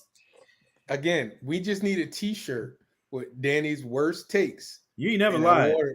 I just want him to wear it to Heroes Con. That I crap. just want him to wear it, and I want him to walk around with it, and I want people to ask him. That'll be the best marketing tool he ever had in his life, because people go constantly ask him, "You said that? Yeah, they could be like, you said what now? You said that?" Yeah, Dude, nah, he's got it. But Heroes Con, he has to wear the hot 10, bro. Like he has to. Michael Jackson had a hot 10. He got to do it on Saturday. Can't do it on Friday. Yeah, It's got to be Saturday. It's on Saturday, like with the most amount of people there. Oh Jesus! God, dog. Oh, you good, Greg? I already posted it. That's Oh, my bad. That's 3 of the worst takes total. No, Hot take. But you that know might- what? If he thinks that they're, R&B, then that just lets us know not to ever let him DJ any functions ever. You can't put your playlist in my car. You can't. Oh nothing. man, You can't even hum when I'm around. yes. Like, Are you about to start singing? Shut up. Are you about to start? No, shut up. He can be like, "Yo, I got the CD for you." No. No. You keep that. You keep that. Hey, That hook man- this up. My playlist. No. That man No. gonna go from lay your head on my shoulder, bye. I'm like, bro, it's an all-out fight, bro. Have everybody in the car pissed off. Like, It's "Did an you all-out fight. Tell you, no road trips with Danny. He would do much better. I would abide Justin Timberlake sneaking into a playlist. You can't abide NSYNC all of a sudden. You cannot put Bye Hold on, in an time R&B out. playlist. Again, Gone is an R&B song, and it's a good song. Yes, we know that. But you ain't putting pop. I just- Like, what was the other song? And Bye. He said dirty pop. I don't know. I'm like, bro, you can't be that Dirty serious. Pop. yeah, See, you know what? Here's hold on. Let me pause. Morgan pissing me off that he know these joints at the right key. Yeah. Yeah. Look, I came up with it now. Don't get it twisted. I don't so know did you. I, but even I forget the key, brother. We ain't about to No, do I that. don't forget key. I've been We singing ain't for a about while. to get that man no weight to put NSYNC at number 3.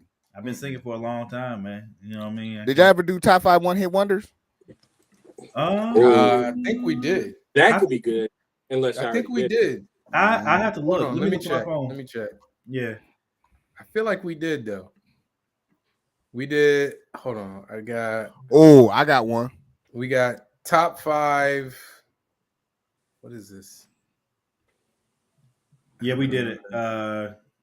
November. So we did top 5 We did it in November of last We year. did comedians, rapper turns actors, NFL players in the last 30 years, horror movies of all time, DC Top comic 5. movie inventions. Top 5 greatest artists, worst albums. Man, that's That's hard because I ain't heard. That's mad hard, bro. Yeah, I don't know everybody's albums. I don't know all albums. I mean, I just get throwing out an idea, just trying to help. No, I like it. And we did Christmas live. Have we done a movie thing yet? For what? When's the What do you last time? We haven't done nothing from TV yet, though. Have we? In a while. Y'all did top 5 villains? That was a minute ago, though, right? From Yeah. television. Did you ever do top 5 heroes from television? Top 5. Nice, Sean. Appreciate you, bro. Top 5 comic relief. Top 5 video games. We did that. movies. Video game Oh, movies. movies? Video game movies. It ain't that many. Dang. Yeah, That's well, there Yeah, are like actually. top There's 5 like black 4 sitcoms Mortal Kombats. Would you say we still haven't done top 5 black movies? or top 5 black sitcoms. We did We that. did that. Well, we did top 5 sitcoms. Oh, never mind. I think we did black sitcoms too. top 5 black sitcom characters. Man, is That's that even actually possible a good one. though? That's a good one. That's a good one though. Because I already know who my number 1 is automatically, so I ain't gonna reveal that to y'all unless I'm on the show. Yeah, we ain't gonna have the same list. Like, in order for me to come back, I tell y'all, I ain't just gonna give it away. Yeah, I ain't I'm gonna give only it away. revealing it if I'm here. If I'm here, I mean, Top 5 breakups. We said breakup songs, slow jam, martial art fights, hip hop albums, rap features, board games, villains, perfect films, chat. restaurants. If you anybody still in the chat, listen. Top What five y'all think? Top 5 black sitcom characters. What y'all think? Put that in the chat. Spam it. I need to put that on the poll. We'll And- figure something out. We'll figure something out. I deal. Top 5 jersey numbers. Like, what's the most iconic jersey number to have? Come on, man. That's if look. I mean, It number won't- one it- and two. Number 1 and 2 is easy. Who's 1 and 2 is easy? One is in my easy. opinion. One and is two. very easy. I can argue. I can honestly argue one because I we all can't- talking about the I same. forgot one. we did top 5 living black famous actors. I forgot we did. Yeah, I forgot we did that one. Yeah, I That was totally good, forgot. though. I can Oh, argue. man. I can argue one if all one are simultaneous. I can argue one.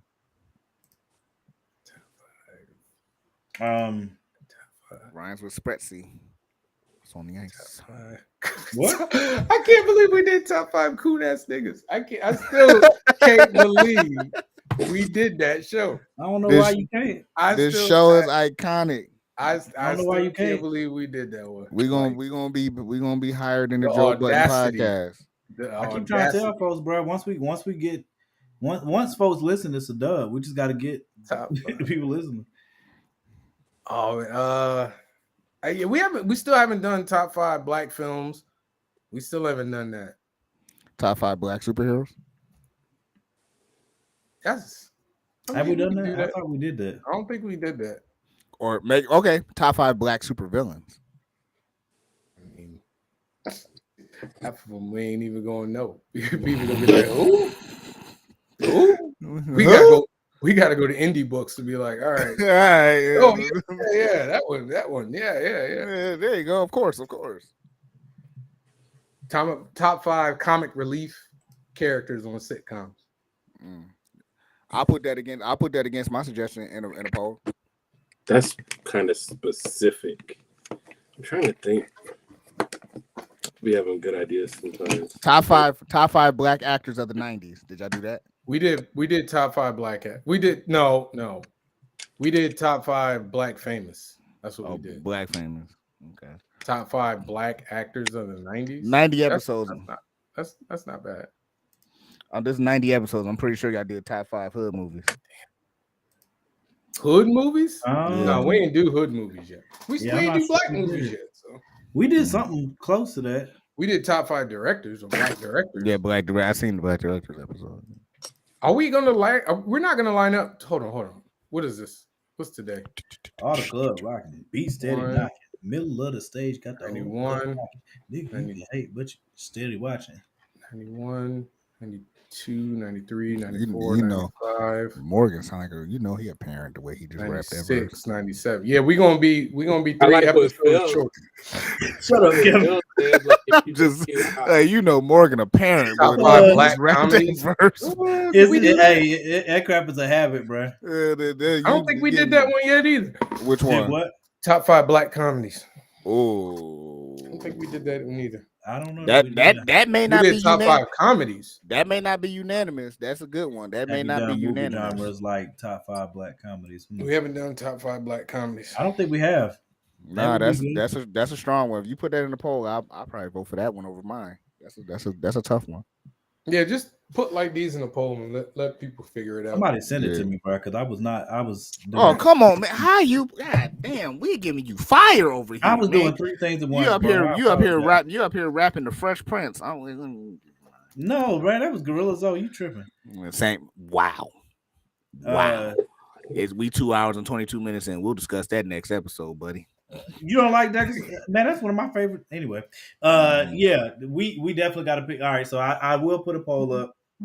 I'm gonna send you mine right now. Yeah, please do. Thank you so much. I'll put a poll up, and then we'll go ahead and pick out of there, and get it popping for next week.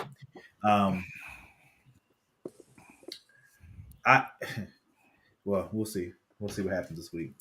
Because I've been meaning to talk about this AI art thing. Thank you, Joe. I've been meaning to talk about this AI art thing because and just AI period. I've been meaning to talk about that, and I definitely still want to because I think we fools for knowing that Skynet's a problem and still creating it. Like I think that's insane. But Nah, because people that's creating it just is telling their superiors or just telling their coworkers like that's just a movie, so they're just trying to be the first to do something. Don't get it twisted. I've listened to Neil deGrasse Tyson answer this question multiple times, and he's just like, "No, we'll just cut it off." And I'm like, Neil, I'm pretty sure that's what everybody said in every one of these movies. Hold on, Morgan. Hold on, Morgan. Either Javon is froze or he is focused as fuck. Why are you so still? I was reading, man. Oh, my bad. How you want me to read like this? I'm just saying. I to read like a typewriter. Like and with that being said, we're signing off because what you want me to do? Like I'm reading. Like I don't need to move my neck to read. My eyes too much going on tonight, back and forth. It's too much going on, bro. I got you next time. This is the top 5 live. We are signing off. Kevin's doing radio voice. Greg, and all right, y'all have a good night, y'all. Hey, I'll see y'all if y'all gonna be in Boston at the Comics and Color Festival. I'm gonna be there. I know Greg LSA is gonna be there. I always be saying his name wrong. Whatever. Yeah, whatever. No, get it right, man. If you're gonna promote that, man. Yeah, you definitely. It's Nanya, man. Everybody know who that dude is. Okay. I know there's a couple other people that's going to be there too. Quite a few people are going to be there. And I need y'all to go. Greg Burnham ain't going to be there for some reason. I don't know why. Man, he be working. I had stuff and it's like a one day. Oh, we gonna get into it, Jay. We're gonna get into it. I promise. I'm one day, man. One day. You could do one day. It's just a lot. Appreciate it, Phil. If you haven't subscribed, man, go subscribe. Go subscribe on Fourth Wall Comics, and make sure you go to visualstoke.com too. And after you go to visualstoke.com and subscribe to Fourth Wall Comics, you go to www.afrovenger.com to get Afrovenger issue 11 drop. Yeah, it's already out. I think I got the joints down here at the bottom. Visual to Stoke. I'll do them right before we sign off. Visualstoke.com. You got Afro Avenger. That's right.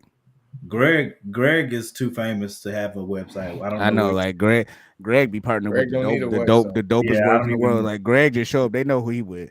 Yeah, I don't know what y'all. Greg just walks in rooms. You know who Greg is. What's old boy that got shot in Warriors? He's Cyrus. No. He was Cyrus. Greg don't even have a setup on his table. He just laid the books on the table. Just come over and pick it. Hey, I'm buying this. He don't even pitch books. I'm buying this. I've seen this. We pick on him about it all the time. He don't pitch. Greg don't pitch nothing. He just Greg's be there. He be like, oh yeah. The artwork that go with them books. People come up directly to the table and go, oh, I know this. Hey, I'm gonna get this. You think I'm joking?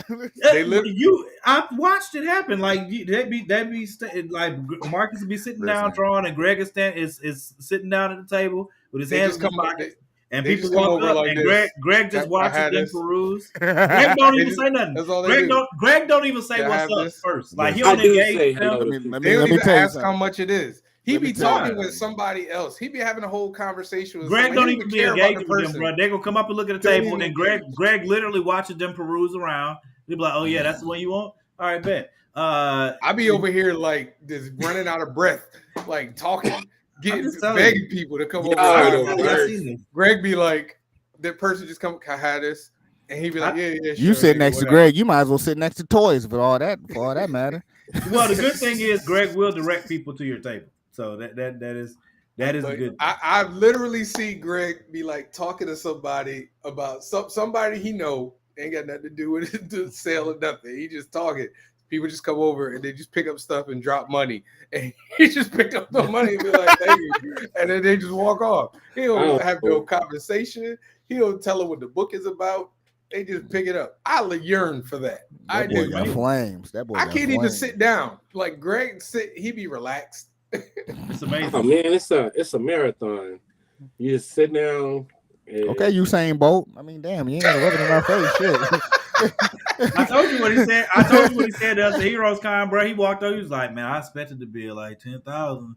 And we was like, I don't think I said 10,000. He definitely said 10,000, bro. I'm telling you, Greg's trying to be modest right now, bro. I'm telling you. 6,000. Me and Danny were sitting at the table. He said, "Yeah, I spent to be like 10,000." Me and Danny are like, we looked at each other and I was like, listen. Do you mean dollars? Do you mean $10,000? 10,000 is like combined for us. That's like New York Comic Con. That's not Heroes Con. Whatever. Now, 5 to 6. Hey, Greg take breaks at Comic Con. Like that's when you know you made it. When he be break for like an hour. He be gone for like an hour and a half, 2 hours. I have never in my career left my table for 2 hours. You have to stretch your legs, man. You spitting hot fire like that, Greg? That's what they say. Your blood flowing. Danny do that crap to me all the time. I ain't gonna lie. I told him I was gonna break his legs if he did a Heroes. But you know the difference is he got you to be there to sell books. Greg leave his table empty. Like nobody's there. That's a fact. Marcus might be there. And the con will start at 10 and Greg will get there. Greg won't be there till noon. It's good, right? Greg, y'all stop. Just making stuff Greg, up. you know I was there, Greg. You know I was there in Baltimore. You know I was there in Baltimore. I came by at 10 o'clock to say hi to you. What year? This past year. Let me see what's happening. You were by yourself at a table. You did not show up until noon. Tell you. Oh no, I had a whatchamacallit? I had a migraine. Probably had a panel or something. No, I can't afford to have migraine, dude. I'll be popping stuff to get in there. I gotta make my table back. To have one either. Greg, I gotta make my table back.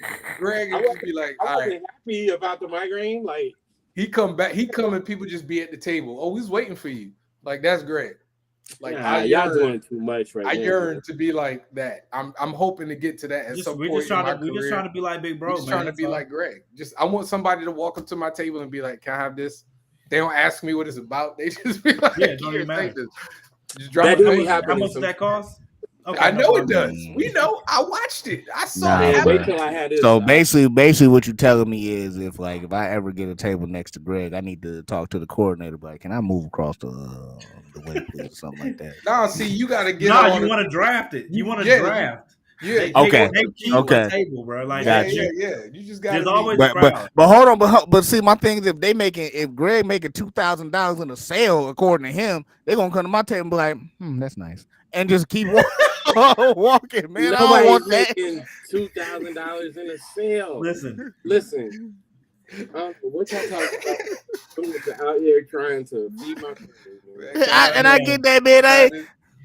I legitimately will only come by for short periods to their table because Marcus is. I can't spend a lot of time over there because I'm gonna end up spending money. Dude, I just made this money and now I'm about to. Facts. I need to eat after this show. The first time I met Greg at Dragon Con, I'm over there begging people to come to my table. I look over and I can see them. They in visual distance. Their table was just crowded. That's our hometown. I'm just saying, though. I'm just saying, dude. And also, they the Patriots in ATL. Yeah, so I'm just saying, dude. It's just a lot of racism. Hey, I'm telling you right now, I'm gonna record it next time because please do. He's talking on his gun. Do. I'm gonna come over with my phone and I'm gonna record it. So you're just gonna see somebody come up. Hey, can I have this? And he can be like, yeah, sure, whatever. And then take the money. Yeah, that happens. Of course you can. Yeah, sure, man. How much is it? Something. Yeah, come on now. You know they don't ask how much it is. They just be like, can I have this? Greg, you probably like that, man. Yo, you ain't know? It's not me, man. It's the books. So, in other words, in short, before I'll be damned. He tried it. Wait till I put this DC anthology on the table next week. I know. Best believe I'm gonna be around. So basically, what y'all saying is Greg be selling water in the desert. Is what y'all saying? No, man. People, he creates an oasis in the middle of the desert. Hey, real talk. Hold on, real talk. At Baltimore, I was just walking down the aisle and somebody came up to me. It was like, do you know when the guy that does Tuskegee Air is coming back to the table? I've never met that person before in my life. Yep. They came over to me and asked me that. Let me I've tell you directed something. many a person over to I'm Tuskegee a prideful man, and I know my books and my things gonna sell. That shit happened to me. I'm taking my badge off. I'm becoming a fan. I ain't about to sit up here behind the table and deal with this mess all that day. happens all the time. People looking for people. Like, Don't nobody look for me. Greg you gotta be at the right shows. This is modesty, yo. This is modesty. Yes, That's right, all this right. is modesty right now, Right. man. That's Take your all right. Take your flowers, Greg. Take appreciate your it. flowers, man. Take the flowers, man. Take But your don't act flowers, like man. y'all ain't moving weight. Thank 'Cause you. Sometimes. I know, Okay, Soprano. I know there's a distinct difference between how I sell my books Right. and how you sell your books. I wish I could move my books like that, bro. I gotta talk. Sometimes I gotta talk. No, sometimes people come up to my table. I'm not gonna act like people don't, but most of the time I gotta talk to them. Facts. You don't talk to people, Greg. You I don't talk pull to a people. lot. You don't pull people That, to your table. I gotta. Do you push pull back people on to that. your table? Do I what? Do you pull people to your table? Hey, Oh, come no. over here. Come look at my. Thank you. Thank That's you. what I'm talking about. That's a strategy. Like, honest to God, all jokes aside, that's a strategy that I do. Like, if I see you and you look interested, then I'll be like, hey, how's it going? How you doing? Whatever. But as far as like trying to pull people, that's something I don't do because, and this might sound weird, and a couple people have told me that they think it's weird, but I don't want to try to trick you or convince you into buying my book. Like, if I'm doing that, then that's kind of not letting me get that real data that I want. That real data that says, if I put this book in a comic shop on a shelf, is it going to sell without somebody, chirping? Without somebody pitching it. Yeah. So it's something like I choose to do is like, I'm not going to be like hunting. I'm not going to be over salesman. I also want you, it's weird, but like there's I guess you could kind of say a spiritual component to it, which is if you buy that book, because you're really interested and you buy it under no compulsion, then you might read it. Like a lot of people buy people's book and they never read them. It's like they're just doing it to support or whatever. And so like with me. Oh, he froze. Great. He was just right when he was about to get a secret. He was giving us the jewels. He was giving us the jewels. I mean, I'm like Greg. Like if somebody walks by and they look, I'll be like, "Hey, what's up?" Right. Or I'll say, "Hey, well, I usually joke. I'll be like, you ain't got to do the drive by. You can come back and look, or something like that." Right. Now, if somebody asks me what's this about, I'm telling them there is a sense of salesmanship there where I am kind of trying to convince you, but I'm not. Right. Like I'm trying to convince you by telling you the story. Yes. Now I'll reach a certain point in the pitch where I'm like, all right, well, if you want to look through, let me know if you got any questions. After that, like I'm done.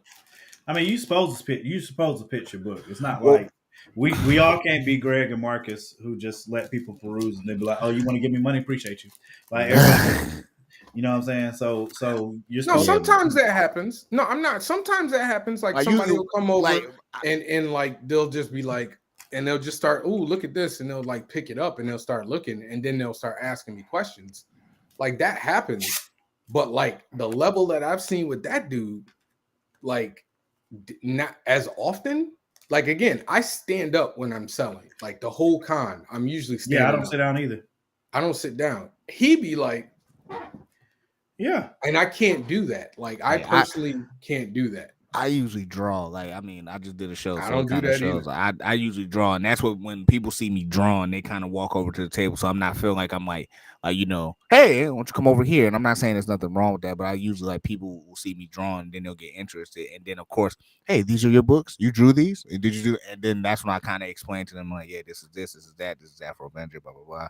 I give them like the pitch, like the elevator pitch, and if they don't, what I'm saying, and 9 times out of 10 they walk away from it, or they just like, let me just get book 1. Cool. I mean, start off with book 1. Thank you. You know what I'm saying? And and go from there. Like I said, man, we all are working to get to the Greg level of comics and comic cons. legitimately.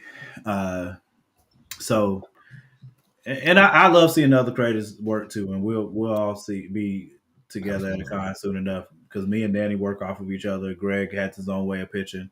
TJ Sterling, I've heard, is a freaking master. Sebastian Jones is definitely a master. I don't know if they're coming to Heroes Con or not, but I actually got to see TJ pitch his thing. And it's interesting. I'm always interested in seeing how people sell their books because I always try to take something for it. Like TJ stands in front of his table. Yeah. TJ, I don't do that. I can't do that. I can't do that. Like for me, well, outside of COVID, because I ain't trying to be that close to people. Right. Because there's only so much traffic going up and down. But like it works for some people. And I saw TJ do his thing. I've seen Greg do his thing. Who else have I seen? I've seen Lonzo and them do their thing. Lonzo is a lot more chill too when it comes to his selling. Yeah, Lonzo's not going to flag you down. Yeah, he'll do the same thing. Like if you walk by and you look, he'll be like, "Hey, come on over." Like I've seen him do that, but like it's really relaxed. Like yeah, somebody it's like Mike. When y'all meet Mike in person, Mike is that guy. Like Mike legitimately will come in with the freaking megaphone. You know what I'm saying? They'll hand stuff out in the beginning before the con starts. You know what I'm saying? To get people to come to the table. Everybody has their own bag, and I love it. You know what I'm saying? I like me and Danny's dynamic. It works for us. We usually work off of each other. People think that we rehearse that stuff. We definitely did not. It's just, you know what I'm saying? We just known each other. That's just what we do. You know what I'm saying? Same as when we creating the ads for the Kickstarters and stuff like that. Like most of the time, the best ads that we've done weren't planned. Like we were just sitting there like, bro, this would be funny if we did this and then shoot it. So, I mean, everybody's got their own bag, and I like Javon. Like I appreciate being able to watch other people and what they do, and seeing them, you know what I'm saying, at their craft. Greg be, Greg Anderson, Elise be trying to like sexually entice people, you know what I'm saying? Like TJ's been accused of the same. I actually get to meet Greg for the first time this weekend. I'm actually looking forward to that. When you see him, make sure you tell him I said go to hell from the heart. I mean, I'm not gonna tell him that because like why? y'all feud is y'all feud, man. Like, why, bro? I mean, I don't really need to do that. But like, I'm probably closer to Michael Watson. Like, I'm louder and I joke. Like, my thing is jokes. Like, I like to tell jokes. Like, I joke with you and everything like that. So, I mean, like we all got our thing. It also depends on the con too, because there's some cons I ain't got to work so hard. That's true. You know what I mean? Like some cons, like people just come over and like if you're the only dude, like I've done events where I'm the only comic book person there, and I don't have to do much. Like, yeah, you know what I mean? It depends. Like there's a couple of cons in Pittsburgh. If y'all ever come through, hey man, I was actually trying to do. Hey Jay, don't play, bro. Because I was actually trying to do Steel City Comic Con, man. I drink you under the table, Jay. I don't know if you've seen Top Gun Maverick, but you might get thrown overboard, bro. I'm just letting you know that right now. So listen, I look forward to meeting everybody that we talk to on a regular basis in person. Absolutely. It's gonna be dope to finally be in the same space with Javon. So when we argue, like we could just like argue face to face now. Yeah, I was trying to do Steel City, but y'all tables is taken up, man. What a lot of people, if you don't know anything about cons, they fill up quickly, and it's usually like right at the beginning of the year, people start opening stuff up, and so if you don't get in, you got wait. Like I'm on the Philly Fan Expo Philly wait list, and I'm not even. I ain't gonna get drunk. I will take one drink. I am a lightweight. Javon got to drive us back to the hotel. So yeah, definitely nobody. Danny ain't gonna drink either. To be honest with you. Yeah, he a Christian. I don't drink. I drink one drink. Man, he a Christian ain't got nothing to do with not drinking. But yeah, if you don't get into the cons like early and quickly, you generally out of luck unless you are invited. Like if you like Greg, both Gregs actually, they Well, get invited well, like all over the is place. that is let me kind of ask this while you're on the topic. You kind of put that question there in my head. Do you feel that's a tier of success for you if you are invited? Yeah, Is it- absolutely. Yeah. Absolutely.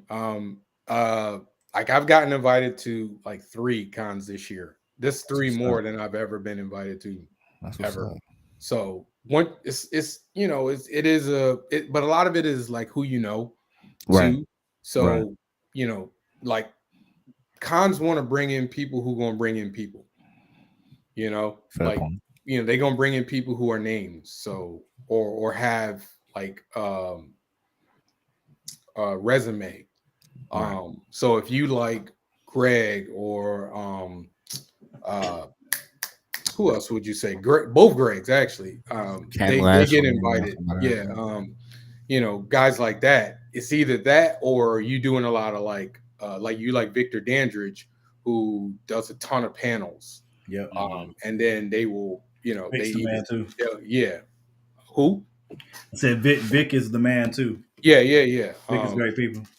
And then like, or if you're a big, if you're a mover and shaker, you know what I mean? Like if you running like your own, you like Mike Watson or Tyler or something like that, like you might get more invites.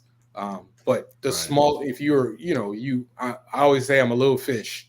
I'm a little fish. I do my one little book, my two little books. You make a name for yourself. The more you make your name, but you just got to get on people. Once you get on people's radar and, do some panels. I'm just telling you stuff that, because I had a shout out to Victor Dandridge. Though. Me and Victor Dandridge had a really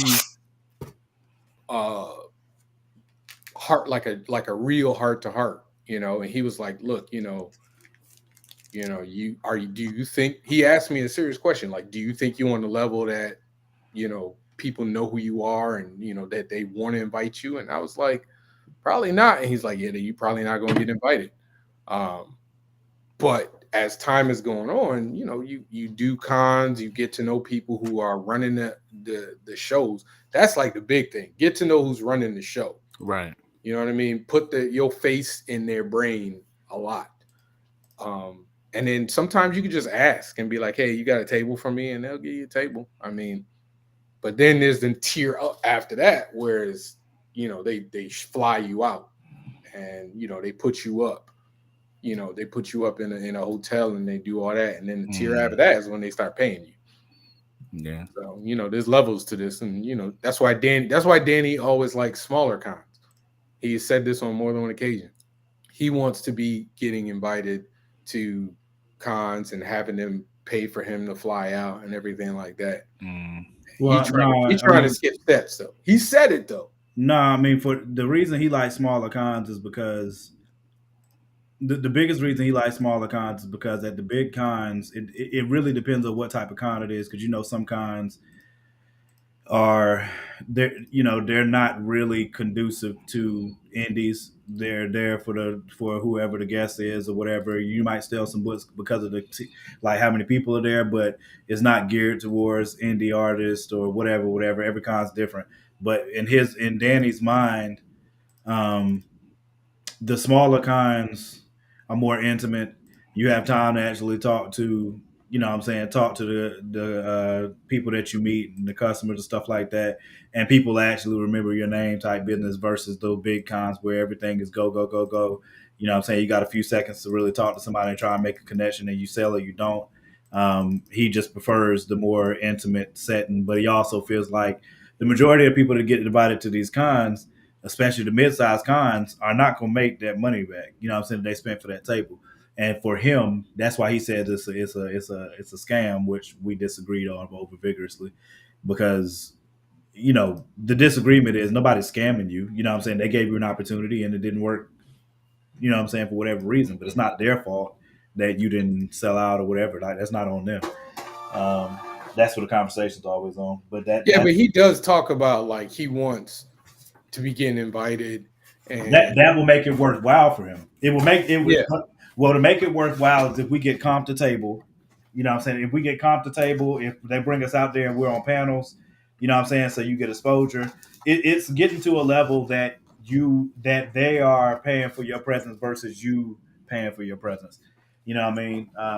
That's why I say like we're all chasing and trying to learn from Greg and them. You know what I'm saying? Like Greg and Marcus do shows all around the year because people are looking for them and seeking them out and being like, yo, we want you at this show because they know they have a following and they know that they're going to bring that following to whatever con they go to. So they will pay to get them. You know, they'll pay for the room.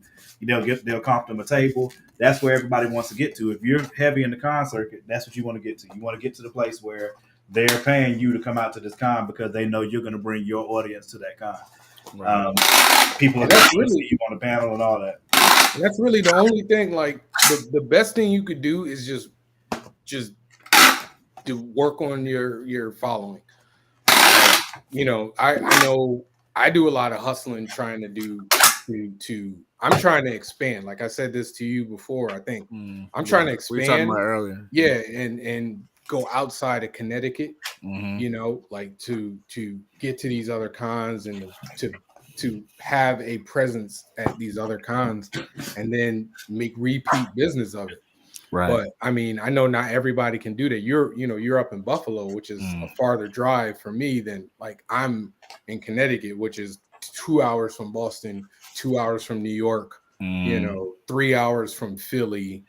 It's easier for me to drive, whereas I know it's harder for you. Well, yeah, and I think that's why it's like kind of like been my focus at least the last couple of years. With, of course, just life happens, and then it's like I want to at least build my following within driving distance. And I know like I'm trying to do Baltimore Comic Con. That's 6 hours from me, but it's like at some point you gotta you gotta move the boat to see if you're gonna be able to float. You know what I mean? So it's just one of those situations where it's like for me, how I look at it, 11 books in, I'm still going to do it, but I got to kind of make this next book worth it. You know what I mean? Like make the continuing of it worth it that, I have a following, I have a fan base. Like I got a good one. I got a decent one. I love them. I love my Afro heads, but it's like, sometimes like I got to see if I can spread my wings and see how far I can go. But I mean, I did Baltimore last year. And I'm open with how much I spend to do things because I want people to know, to know how real it is. Right. I spent what $300 on the table, and then 300 and something, 400 something for the hotel, and travel, driving. I drove. Right. For me it was what, 5 hours. I think it was 5 hours to Baltimore. So and then books. My books probably cost me about 6-7. I made it back. It just you just gotta hustle your butt off. I mean, there's no formula for this thing that comic books, unfortunately. No, it's not. The most you could do is what I do, is track how much I sell per con. Yeah. I have my numbers, and then when I go to a con, like I know for a 1-day con, I only bring about 10 to 20 of this book, 10 of this book, whatever. Right. And then I know how much, that way I don't have to carry a ton of books. But if for like 3-day cons, I know to bring X amount, and then I'll bring that amount, and then but I bring enough to pay for at least the table in the hotel. Got you. And I just call, you just got to figure it out, man. But mean, eventually you'll get there. So you meet the right person, and that person will be doing a con, and they'll be like, "Yo, we give you a table." I mean, I got 3 this year. I think Granite State, Heroes Con, and this one that I'm about to do, Cradle Con in Long Island. I just kind of lucked into those 3. The big thing, I'm gonna say this and I gotta get off. Yeah, me too. Yeah, me too. Kev, the big thing is you already have 11 editions. That's huge. Because the fight is like you putting out the content is putting you ahead of the game, because there's a lot of people out here like you can make a big splash and have that one issue, you know what I'm saying? But you can only splash that once. That's one of the reasons I want to get to the place where this year my biggest focus is making sure that the full first arc for Lumberjacks is done. So that when we go to these cons, you know what I'm saying, number one, it helps me and Danny bundle stuff. You know what I'm saying? So like we can do like a starter pack for Fourth Wall where you get the first copy of each one, or you can get the Ace Blade bundle, you can get the Lumberjacks bundle, whatever, you know what I mean? You got 11 comics. That's huge. So if you get somebody in there that gets Afro Avenger, you know what I'm saying, or whatever, and they love that joint, they can come right back and get the rest of what you got. And once they tell other people about it, you got 11, you know what I'm saying? You got 11 issues now to like really hit, you know what I'm saying? Right. Keep telling you to do that trade, man. Yeah. I like, trust me, I've been like I told myself, I'm at 11 now. 12 will be out in You June. make more money doing a 6-issue trade, in my opinion. If you did a 6-issue trade with your first 6 issues and stop selling the floppies, then you almost force people, if they want to begin the whole get the first story, to buy the trade. Because right now, when you got 11 issues, most people will either buy the first one or maybe the first and the second one. And so maybe you selling what, $10 per book? Yeah. 10. So instead of so you get maybe $10 to $20 a pop, instead of, if you do the trade and somebody wants the beginning of the story, then you selling them for like 30, 35. So it's like a $10, $15 profit instead of worrying, and then you have to carry all them damn floppies around. That's true. You carry your trades, and then your and then like the next, you say you got 11 issues, so you got 5. So you carrying 5 floppy issues, and then you'll have your trades.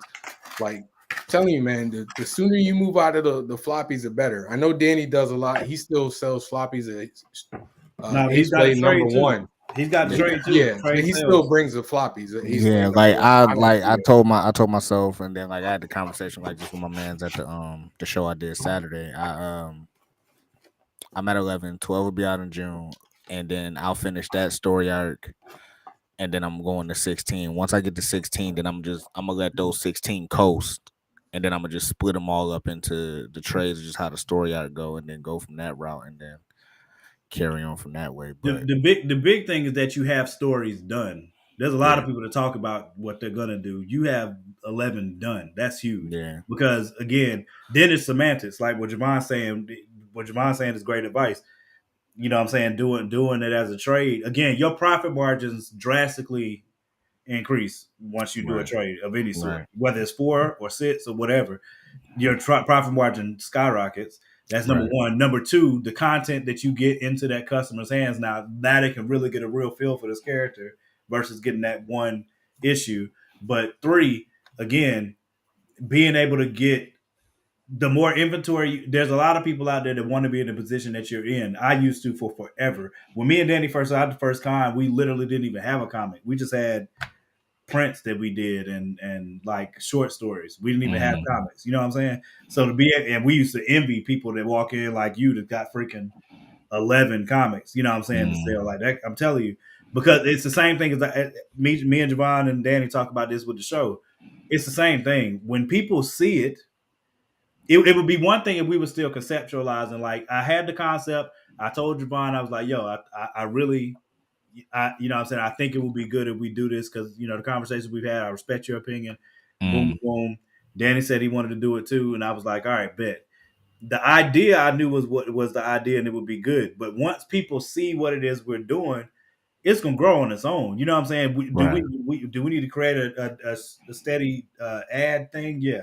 It's a lot of work for all of us are working all the time or whatever. But the point is, once you have inventory, then once somebody finds you, it's like, boom, not it versus somebody finding you and now you don't have the inventory. You know what I'm saying? Right.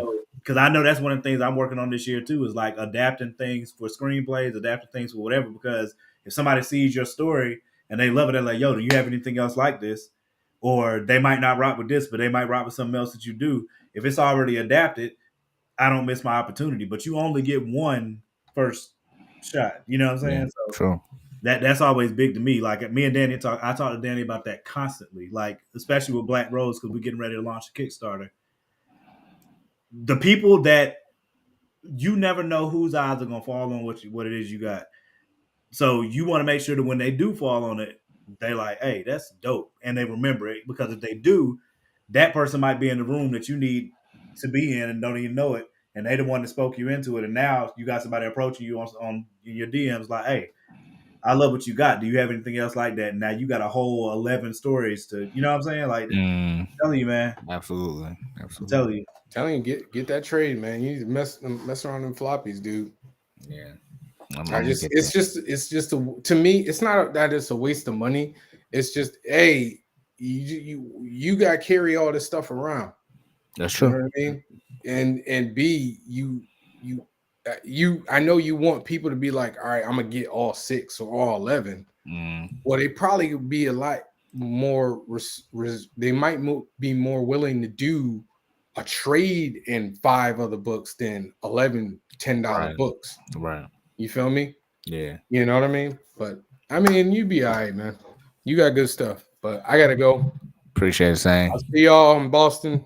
Actually, I'll see you on Thursday if you in the Connecticut area and you want to go to Northwestern ComCon. You know, holla at me. Y'all keep voting on the poll. Subscribe to go to Visual Stokes. Subscribe. Go to Afro Revenger. If you don't already have that joint, go pick it up now. Stop playing. Pick it up now. Y'all already know Fourth Wall Comments. Follow us. We'll see y'all next week. We appreciate y'all. Everybody that is still watching, we appreciate y'all, man. Thank you so much. Continue to spread the word, and we'll see y'all Tuesday. Peace out.